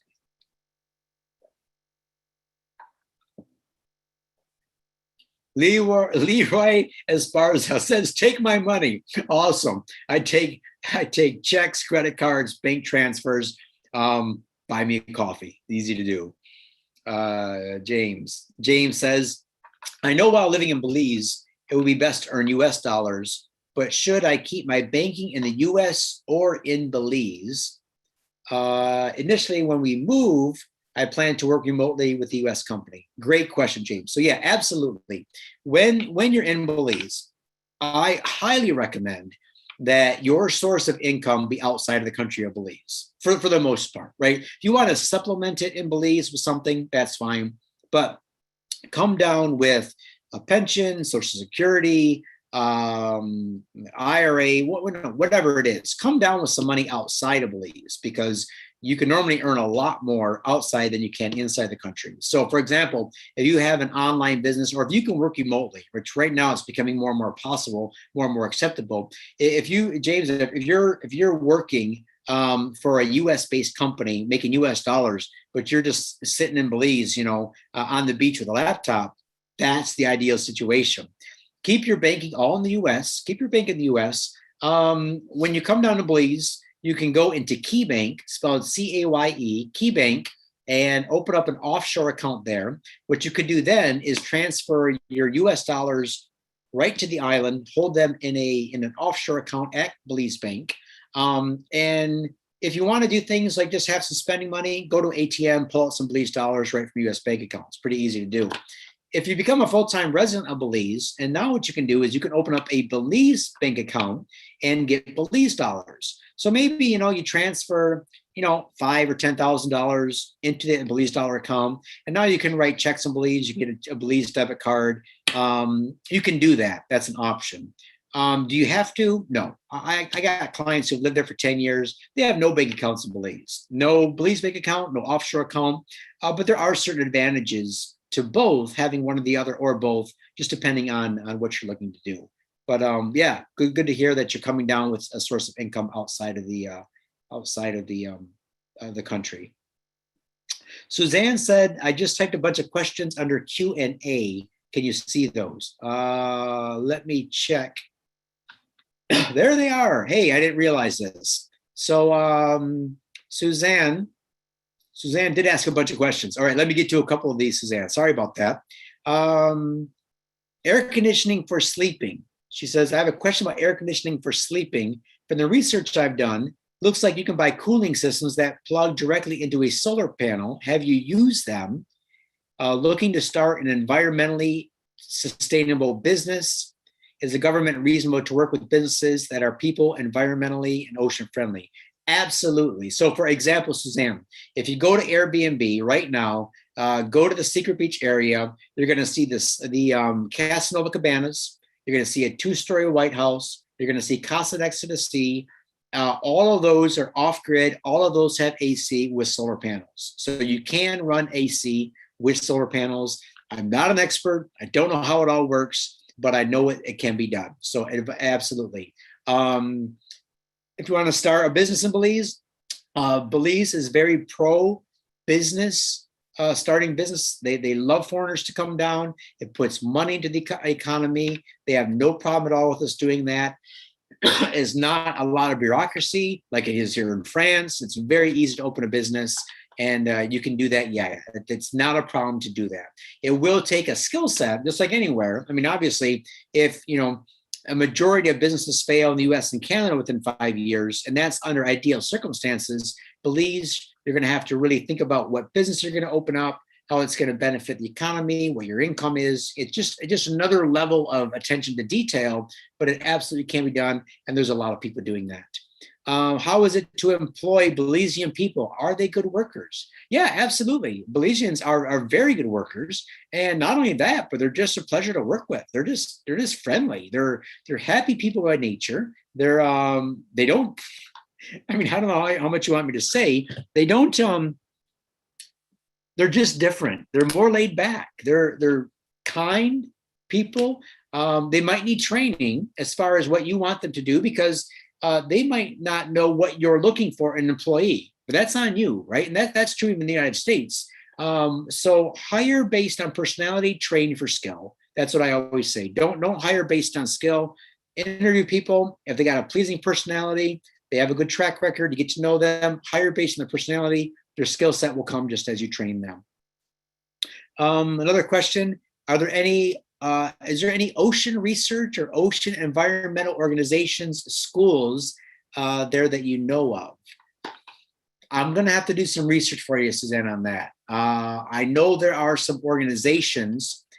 For example, on Ambergris Caye, there's organizations that run and manage the protected areas of Belize. So, for example, Ho Chi Minh Marine Reserve, some of the national parks and marine reserve, like the one up north. There are different organizations. What you can do to contact them, ask them how you might be able to help or assist or run your idea by them. But let me do some research and I'll get back to you on that. Can you use ATVs on the island? Yes, you can. Looking to have a very social life, very active social life. Another question: is it easy for expats to make friends? Are others there for the same reason? Yeah, absolutely. So Belize, first of all, when you Google living as an expat, the number one complaint out of anybody living outside their home country is, I can't make friends. I've been here 5 years, I can't make friends. I've been here 10 years, I can't make a friend. Here in France, extremely difficult for the average person to make friends, even if they know French. Just the culture of the people here. Belize, your first night, you'll make a friend. I guarantee this.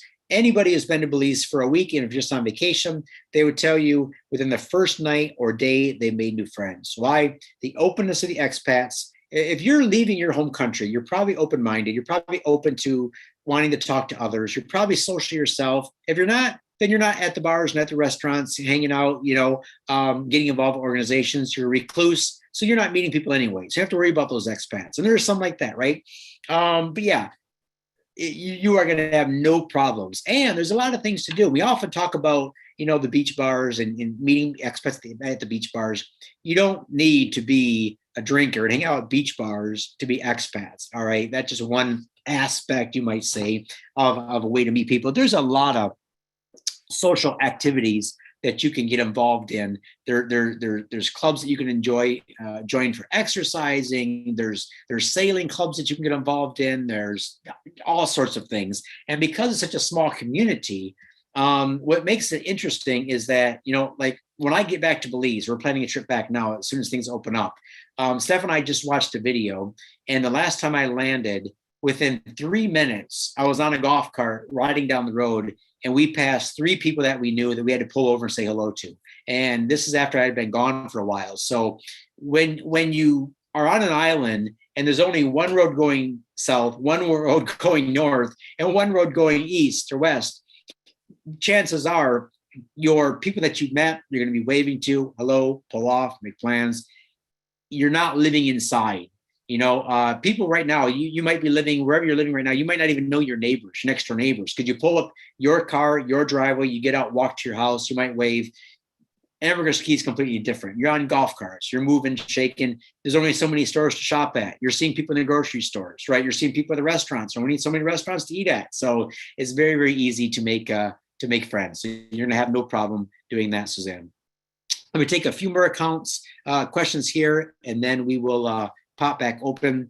What does it take to open up a bank account? All right, so bank accounts are, you can open them. A few things you need to be aware of is that those of you coming from the United States, there's FATCA to be taken into consideration. So basically what that means is if you're an American, the banks are really going to require a little bit more higher level of due diligence from you because of how the US banks try to police the world. That's another topic, but they're going to require copies of your passports, copies of your residency, all that kind of good stuff. And then usually 2 letters, 1 letter of recommendation from your bank in the States or your credit union, and 1 letter of recommendation from an accountant, attorney, some sort of professional. So for example, when I opened up my bank account at Belize Bank, it was a letter of recommendation from my PNC account. All it said was, Mr. and Mrs. K have been banking with us for 20 years. Their accounts are in good standing, blah, blah, blah. My lawyer, he wrote a letter, same thing. I've known Dennis and Steph for so many years. They're all upstanding citizens wherever they go. Sign his name. Easy to do, not a problem. If you want more specifics, go to KeyBank, ask for Luigi. Luigi will send you the forms that you need to fill out to open up an account there, and you'll see the list of requirements. Very easy to do, not a big deal. Let's get back to the chat. First of all, thank you, Suzanne, for the questions. Really appreciate them. And those are great questions, right, guys? And those are some pretty good questions. So let's just kind of go back to the chat box. Lois is on here. Lois Godsill. Lois, congratulations on your property purchases. I can't wait to meet you there. Steph and I owe you dinner for working with us. We're looking forward to that. And yeah, these 7 years, they're going to go by quick. So no problem on that. Ted and Lisa. Ted and Lisa say they're looking forward to giving back to the Belize people. Says, but I know we cannot volunteer on the QRP program. So what are some other options that we can have a business, volunteer, and enjoy the country? So Ted and Lisa, I would suggest looking and seeing if the QRP program is even worth it. Now, it's a great program for people who truly want to retire and not work at all in Belize, or if you're going to be bringing down enough stuff where you're really going to see the benefit and not having to pay the import tax. So if you're a true retiree, and this only applies to a small percentage of you guys. So if you're, and I'm just going to use age here as a true retiree, let's say you're 65 or 70, and you're done. You're not working anymore. And On top of that, you're going to bring down a Polaris, you're going to bring down your boat, maybe you got an airplane, you got a whole house of stuff you want to bring down to Belize. You don't want to pay a dime import tax. Get on the QRP program, save some money, get some residency. But if you're younger and you think, I might want to open a business up. I want to do something in Belize. I'm going to buy my golf cart on the island. My place is going to be furnished, or I'm going to get some locally made beds and furniture. Not a big deal. Don't go to the QRP program. It's not worth it. So if you want to know more about that, I've done a video. Go to my Belize YouTube page, type in Dennis K. Belize QRP. Video will pop up. It's about an hour and 10 minutes with Josie. See what you think after that. But yeah, I maybe we could talk more, Ted and Lisa, about your plans. But yeah, we can talk more about your specifics of what you might do. Dave, I know you got to leave, but hey, we got a call on Tuesday, our Zoom call. So I'm looking forward to that. So thank you so much. Sean McGowan. Sean, you have a question. If having only U.S. bank accounts, how do you pay a builder?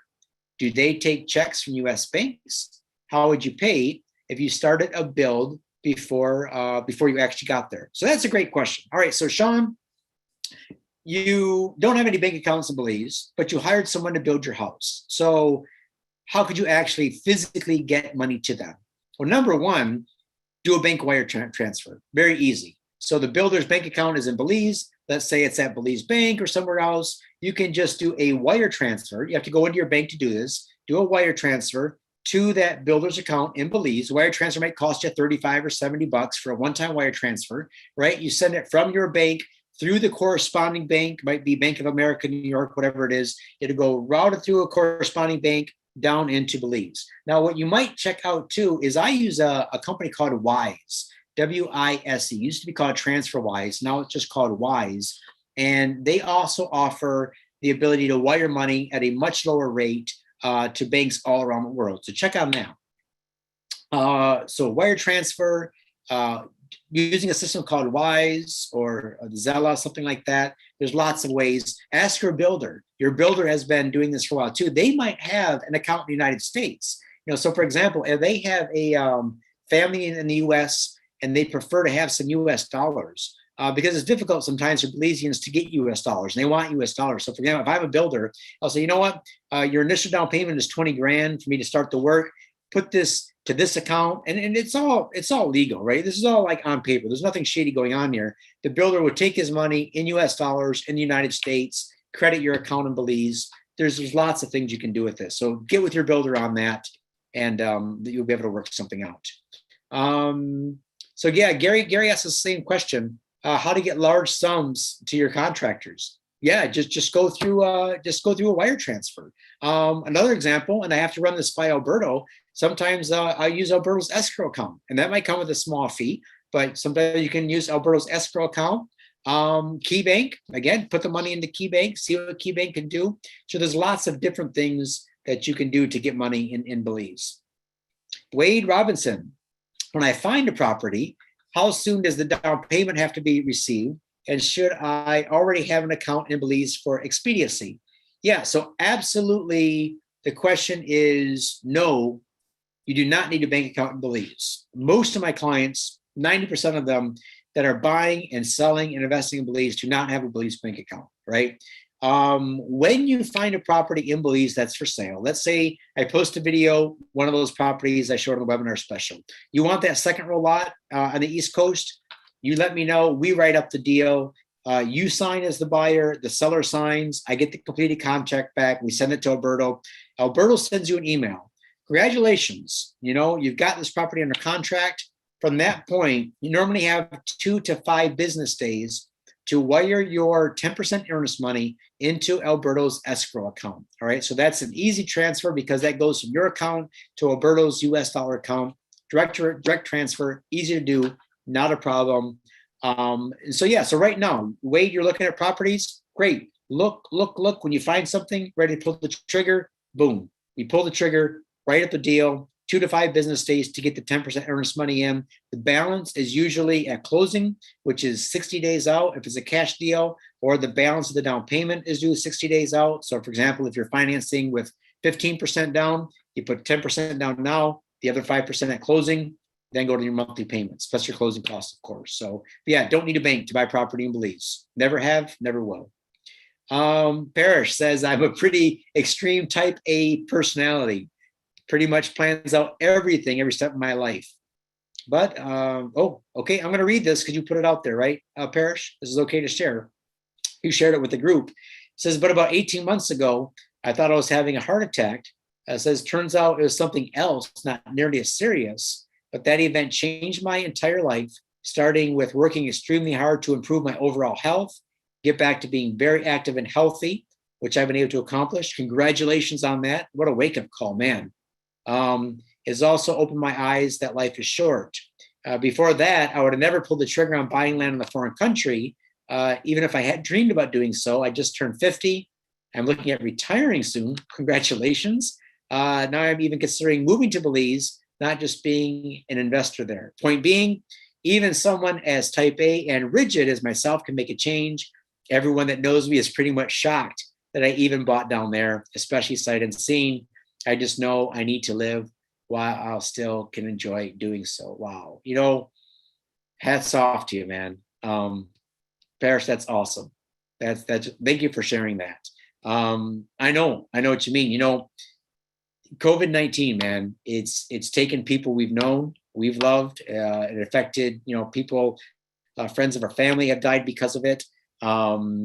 Not only just the COVID-19, just the pandemic itself, but our, you know, when somebody's health is affected, like you, yeah, man. I mean, you got to do it. I mean, what are we waiting for, right? To be 50 years old, making this decision, doesn't matter what your age is. Right now, Sean Ray, I don't know if Sean's on the live stream right now, but Sean, young guy, married, a couple kids, down there living the dream from Ontario, Canada, right? Figured out a way to make it happen. I don't think he's on, but one of my oldest clients, I think he's 84, bought a property in the Punta South area. Not only bought a property there, but also just bought a condo. Him and his wife, or I think it's his wife, are moving down to Belize full-time, 84 years old. Never lived in Belize before, making the move in July. Awesome. Just love it. All right, so thanks for sharing your story. James Smalley says, we stayed with Kevin and Nova, that's at Casanova Cabanas in April, being fully off-grid. We could not tell the difference than a place on-grid. Awesome. All right, so James, this is good even for me to know. Kevin and Nova offered Steph and I to stay with them a week, complimentary, because we refer them a lot of business. So Steph and I are actually going to stay there a week. This is going to be an awesome experience for us. And to hear firsthand information, you were off-grid, you didn't even know it, didn't even realize it. That is awesome. Great information. If you don't mind, I'm going to use that one of my next videos. Steve Fuchs. Hey, Steve, I didn't realize you were on. Thanks, buddy.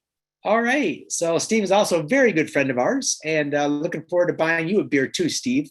Looking forward to getting together here. Property owner at Secret Beach, and yeah, good friend of ours. So Steve says, you can learn a lot from other expats who have lived there for a while, and there are expat groups as well. Absolutely. Steve is right, man. I would just quantify this or qualify this, Steve, that, and I think you agree with me on this, that the internet has given rise to people being able to just vent their unhappiness. If they're an unhappy person, they're going to be an unhappy expat. Unhappy expats are poisonous. Stay away from them. Do not accept any advice from them at all. Doesn't matter how valuable you think it is. You run across an expat who wants to whine and complain about everything Belize related. You know what?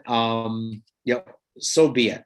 But Belize is what you make it, right? There are pros, there are cons, there are things that are they're ugly, they're warty, they're just not fun to deal with. You can focus on those things if you want, or you can enjoy them. But to Steve's comment, there are, by and far, the expats that Steph and I have become friends with there they're just like us. They're after an experience, they're loving life. They're people like Steve. When you get down there, look Steve up, and look up Kevin and Nova at Casanova Cabanas, look up Keith and his wife.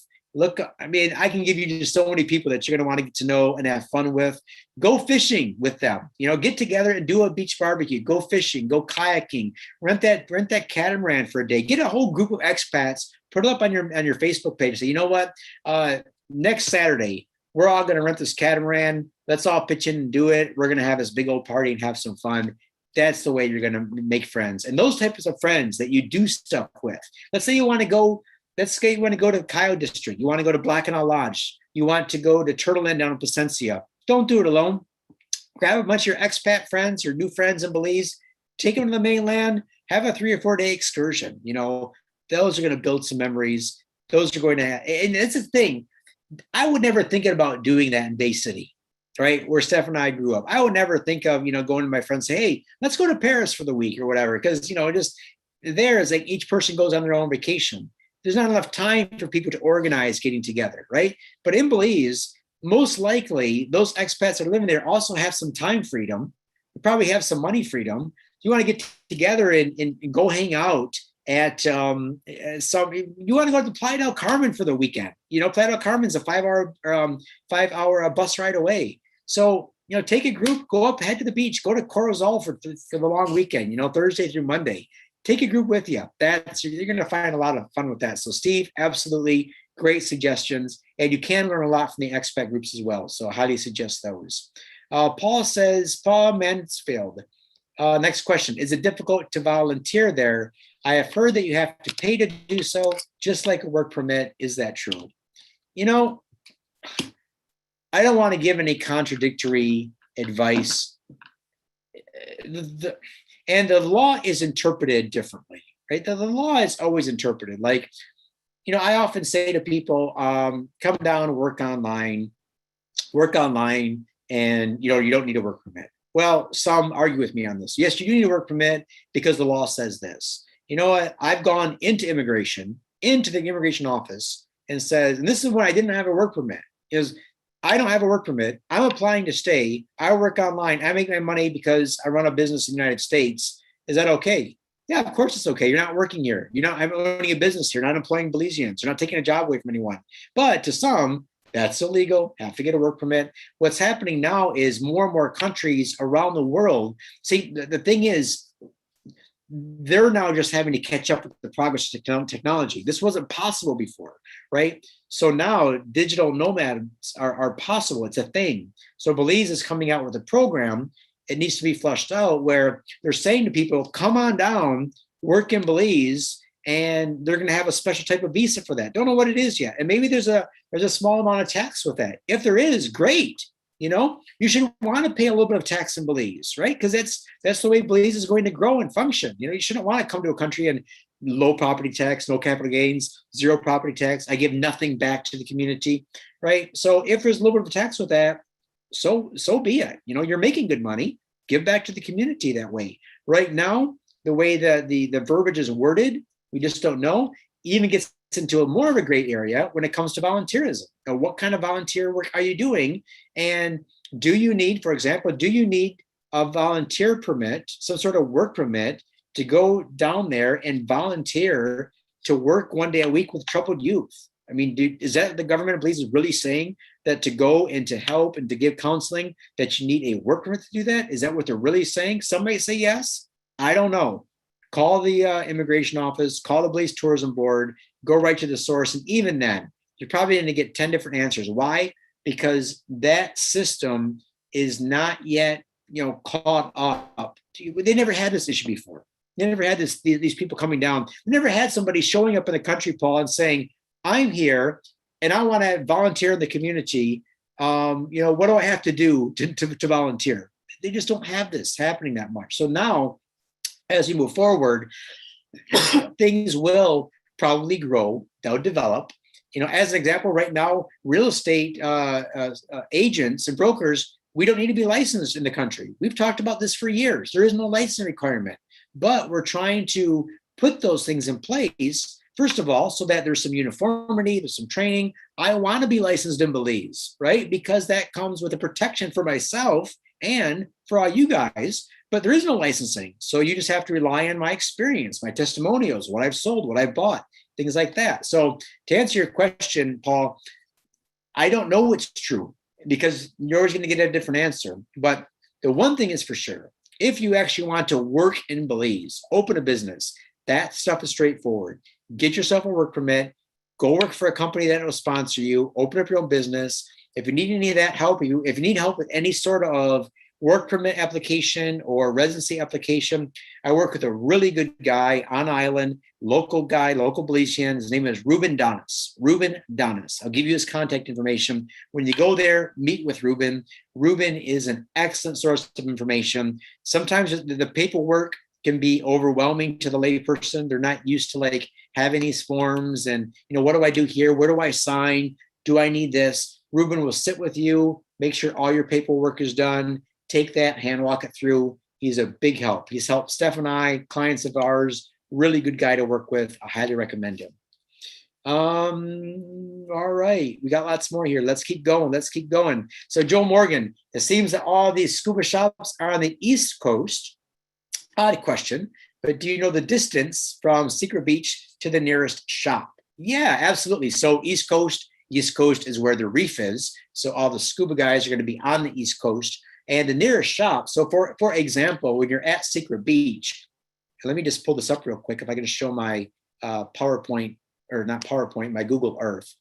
All right, so the actual scuba shops are all located, dive centers are located in downtown San Pedro, right off of Front Street, and at the larger resorts going north. So for example, I think in this general area right here is Belizean Shores. I think they have their own Patty's Scuba shop right at Cocoa Beach, Belizean Shores.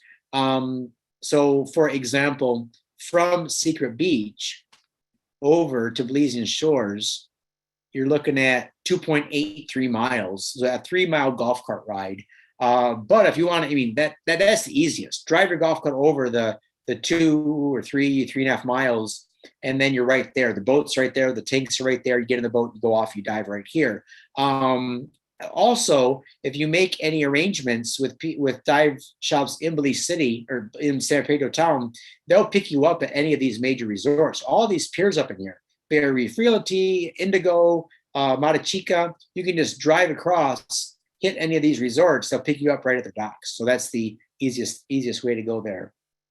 So Charles Roberts, next question. I've heard that Belize is a tax haven. How does any income I earn from business I may start in Belize need to be reported?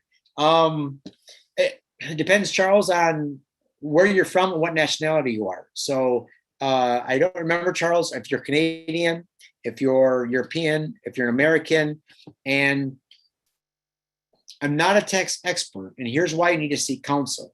But here's how it's not complicated, but here's how intricate it is. If you're living as an expat, in other words, if you're an American living outside of your home country, and it is truly your residency is outside the United States, then you file taxes completely different than anyone else. So for example, people say, Dennis, with your income, my mortgages and my investments, how do I pay my taxes? My taxes are reported completely different than yours might be sitting in the US because I'm an actual expat. So I use different forms than you do. I'm allowed different deductions than you do. I'm allowed, with Steph and I to make so much money. I think it's $215,000 a year, federal tax free or state tax free, right? So it depends on your home state if you're an American, if you're living in America, what your home state is, what your business is, how you earn money. Is it interest? Is it dividends? Are you paying yourself through an LLC?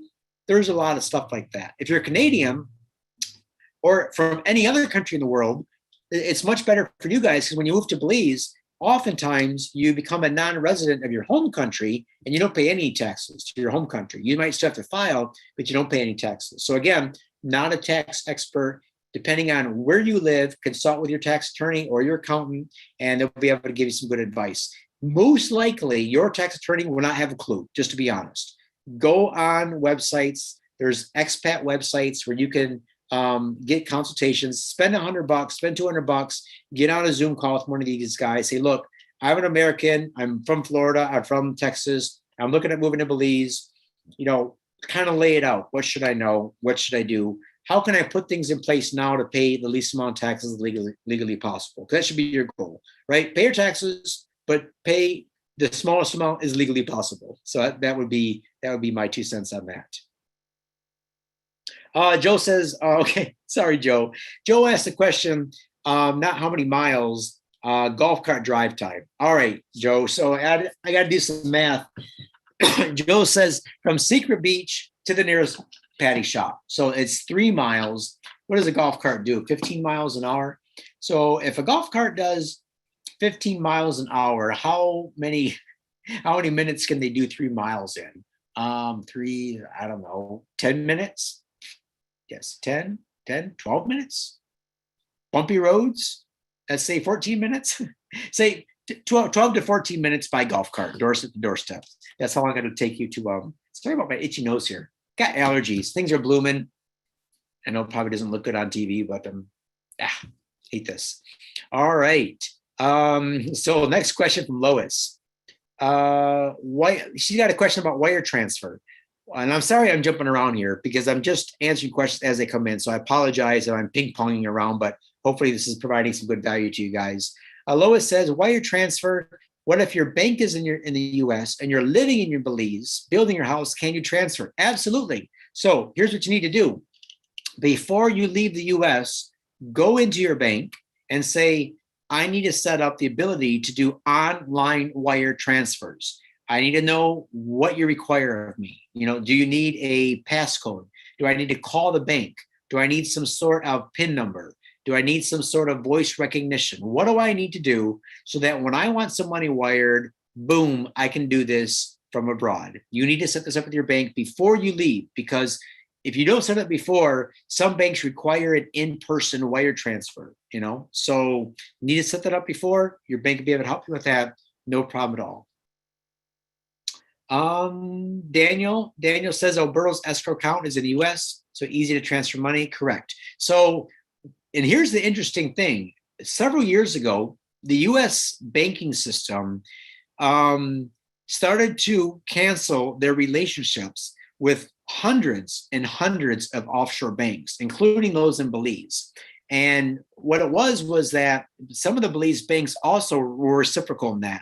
They don't want to work with the U.S. banks anymore because of the reporting and the hassle and the potential for massive fines because the U.S. is so sue happy and fine happy that for the smallest infraction, if an offshore bank, whether it be, I don't know, the Caymans, the Bahamas, British Virgin Islands, and the bank, or Belize, if a bank has some small infraction that the U.S. accused them of being involved in money laundering, you can take protections, you can set up systems in place to try to minimize illegal activity.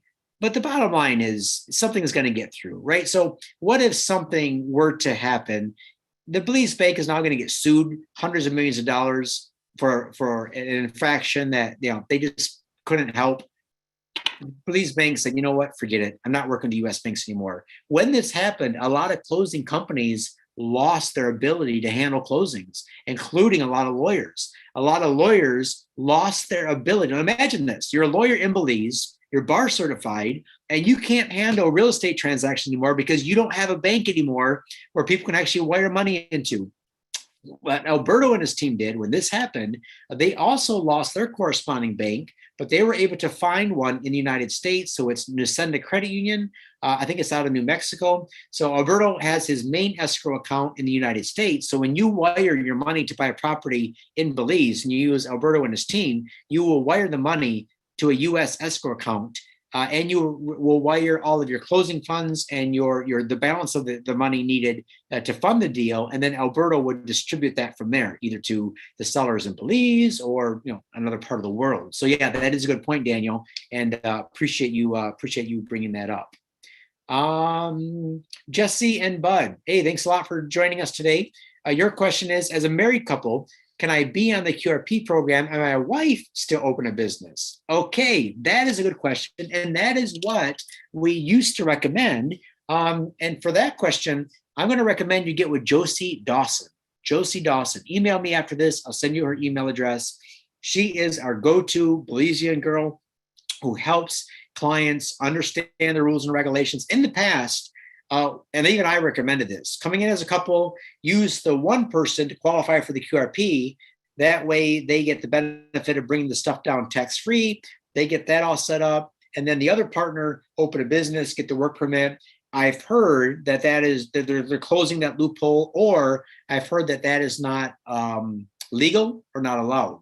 Don't know the answer to that, Jesse and Bud, but good question. Reach out to Josie on that, and she'll be able to help you through that and give you the ins and outs of that. All right, Dino, thanks a lot for coming today, and thanks a lot for your comments earlier in the day. So Dino says, if you're building a rental property and a personal home, can you apply for a work permit and a permanent residency at the same time? That's a good question. So a work permit allowing you to work in the country is permanent residency. Okay, let me show you something. Do I have it here? Yeah, hang on one second. I want to show you something.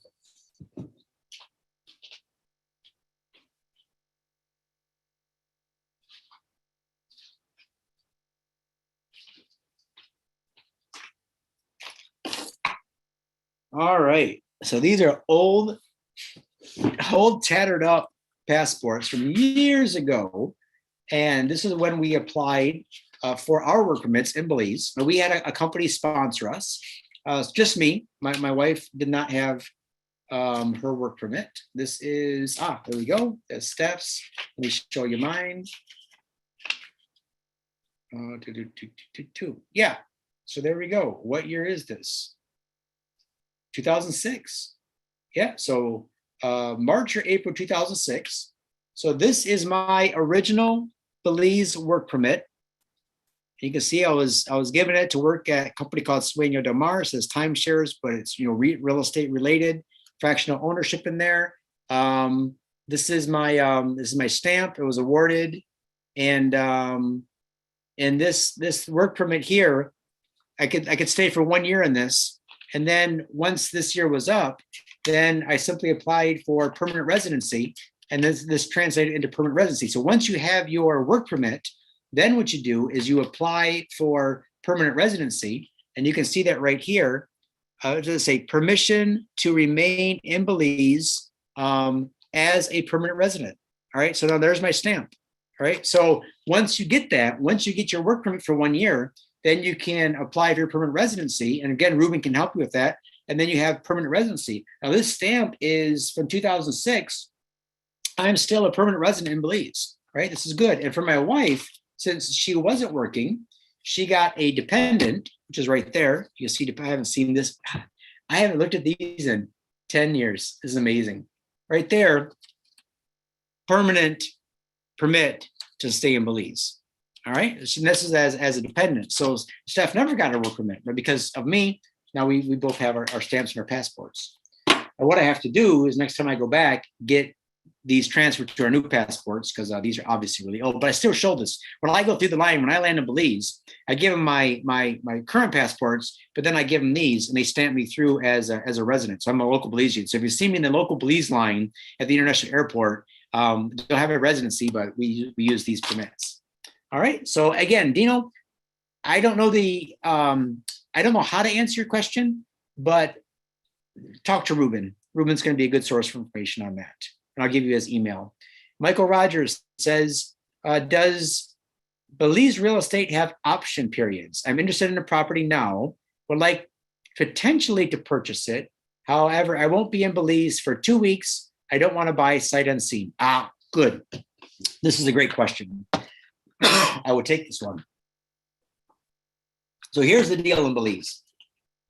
Typically in Belize, it is first come, first serve.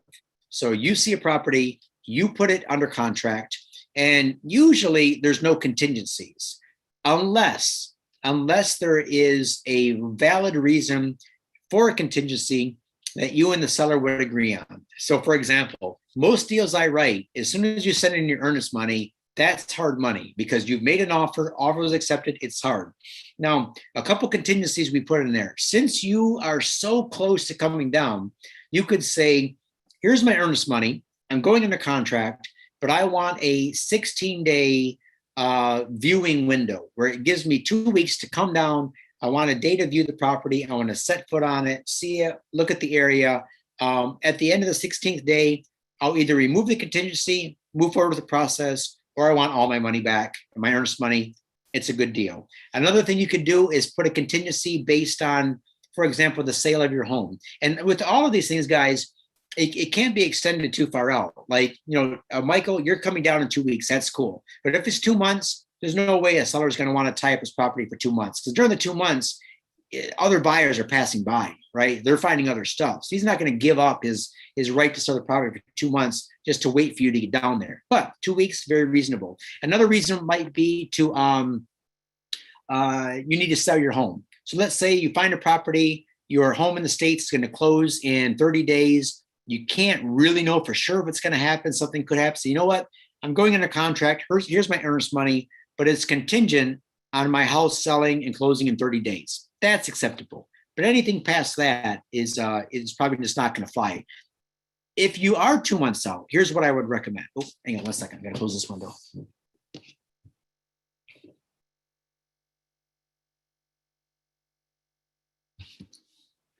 If you are 2 months out, all right, so if you have a while before you're going to land, look right now in earnest. Keep watching my YouTube videos. Become a member of my members only platform. Look at all the listings. And then once you're about 30 days out, then, okay, what is available? What can we put under contract? Because now you're in that window, right? You're in that tight window. Let's get something under contract because you don't want it to sell in the meantime. And then you come down, the property you want is gone. So that would be our recommendation on that.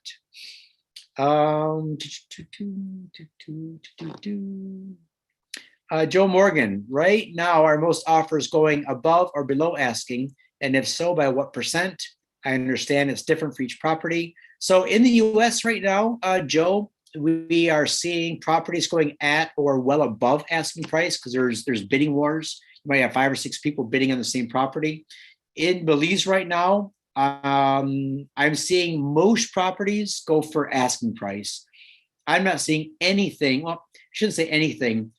I've seen 2 or 3 properties go for above asking price just because the people don't want to mess around and wait for 48 hours. Because sometimes if we're getting multiple offers in, the seller will say, look, I'm getting multiple offers. I'm not going to make a decision for 48 hours. I want to look and see what's on the table. Someone might come and say, look, that's the property I want. You're asking 84.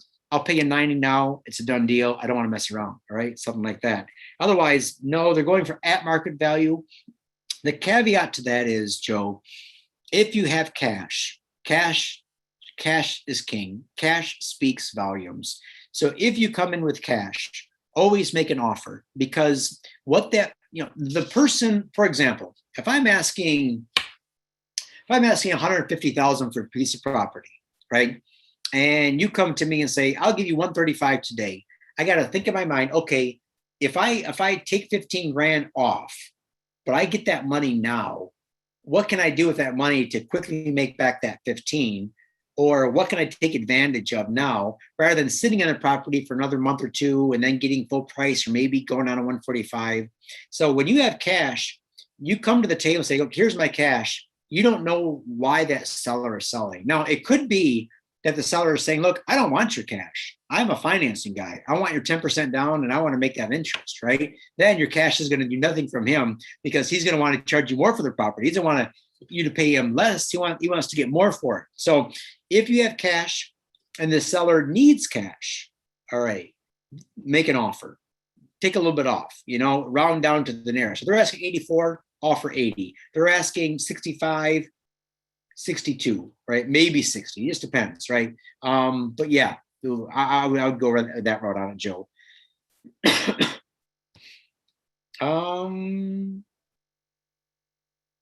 Lois says, I'm going to Amber's Key next April. I already have the airfare. When do I need to reserve Maya or Tropic? You can do that anytime, Lois. You can do that right now. If you know your airfare and Tropic or Maya is accepting reservations that far out, then yeah, you can go ahead and make reservations right now. Not a big deal.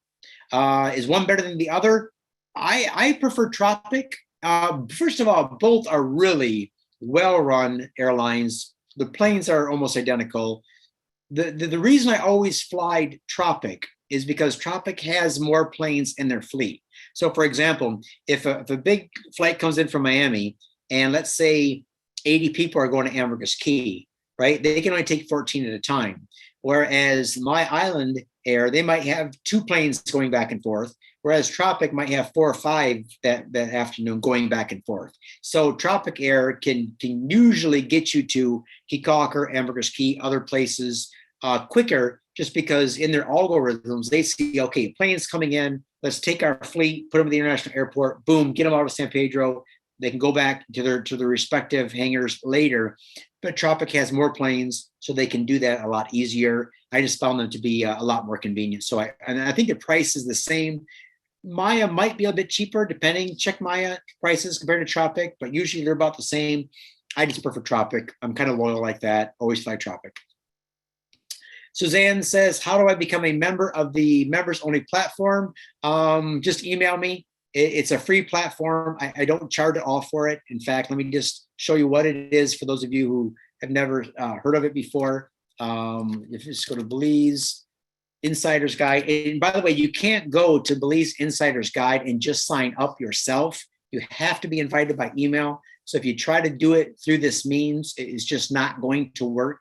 But so for example, you're going to be met with this page, log in.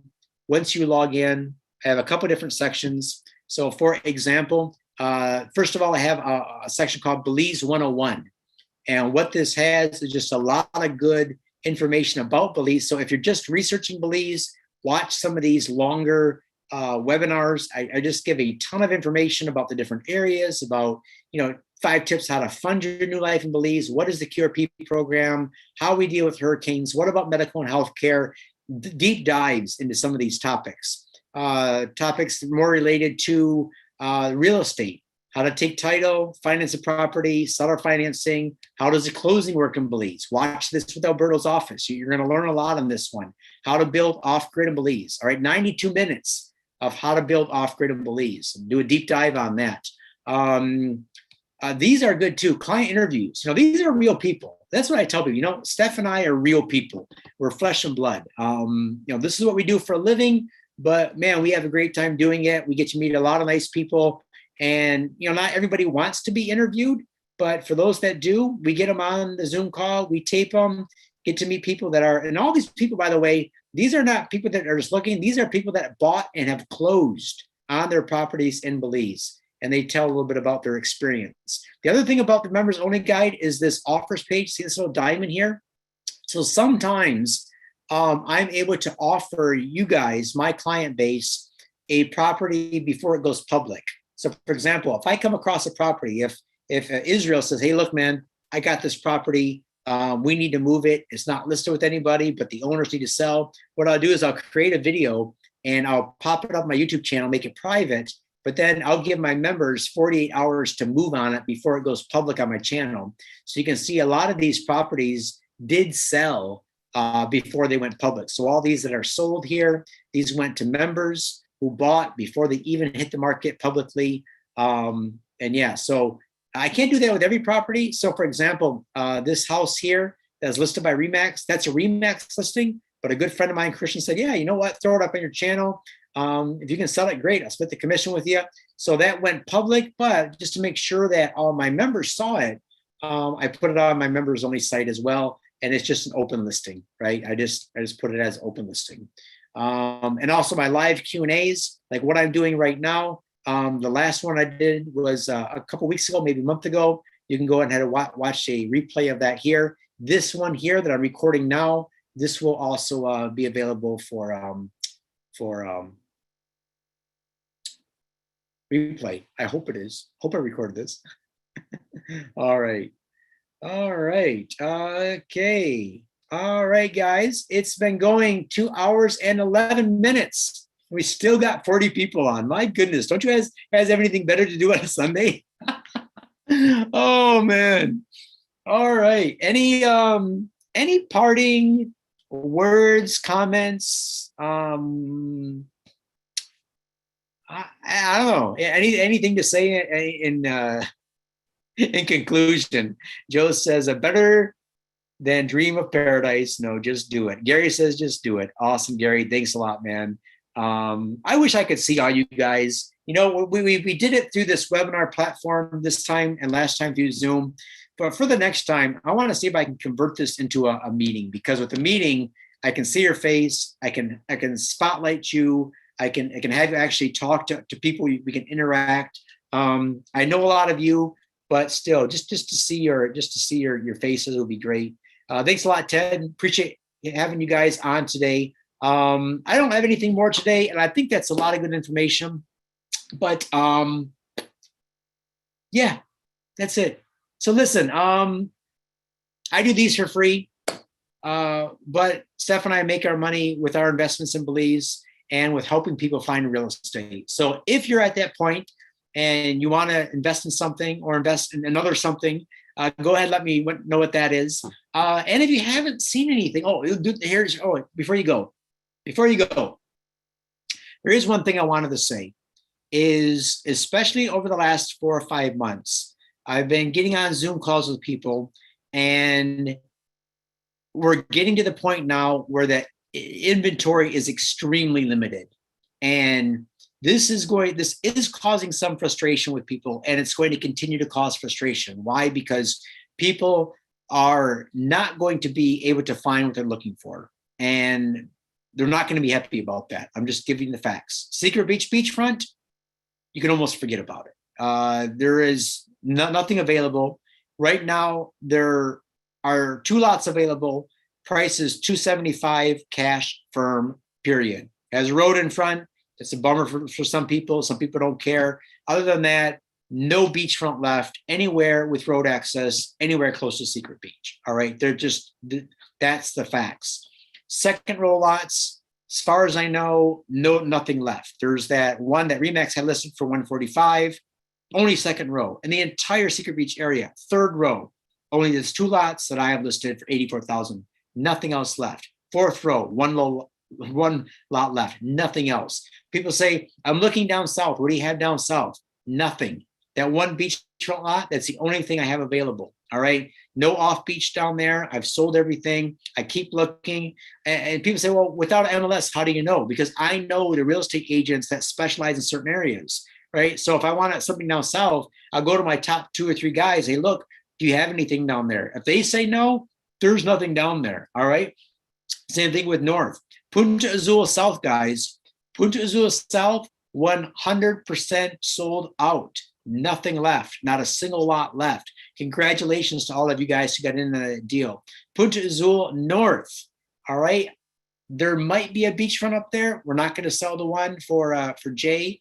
Of course, Jay passed away, but his wife and daughters not own it. They're keeping that beachfront in the second row. Josh might have one left. But as far as beachfront goes, if you're looking for something on that northeast side, right now, we do have that opportunity at Punta Azul South. Those 2 beachfront lots are available, and the second row lot is available. Now, I just got done telling you, you might think, oh, Dennis is contradicting himself. There's nothing left in Punta Azul South. No, there wasn't anything available because we sold every single lot in that subdivision. 22 lots sold within the span of 10 days back in April. Those are all closing now. But the reason why a particular client of ours bought the 2 beachfront and the second row lot was to offer it to somebody who needed seller financing. Because I told them, look, if you have cash, buy these properties. Somebody needs seller financing. So offer seller financing. So we do have beachfront with seller financing on the northeast side, Punta Azul South, direct Caribbean beachfront. Has a pier there, beautiful property. Email me if you want to know more about those. All right, let's see. Doug and Patricia, thank you so much. Appreciate that, Doug. Excellent. Looking forward to meeting you guys, having a beer in Belize. Fantastic. Robert, Angela, and always a pleasure to see you guys on. Dominic, thanks for posting my email. I appreciate that. Parrish, thank you. Gary, thank you. Wade, Owen, man, I got to have another liver on order because I'm going to be buying you guys so many beers down there in Belize. When we get back, it's not going to be funny. So James, appreciate that. Joe, where can you see those properties you offered on here somewhere right now. Before I log off, Joe, type in the comments which properties you want to see information on. I can follow up with you right after I log off with everybody. Which properties are those, and we'll go from there. Rohan, great, man. Great to hear from you guys. Thank you guys so much. If you guys had any questions about the information I presented today, please email me. I should be able to get back with you within 24 hours. Just, Mondays are normally a big day.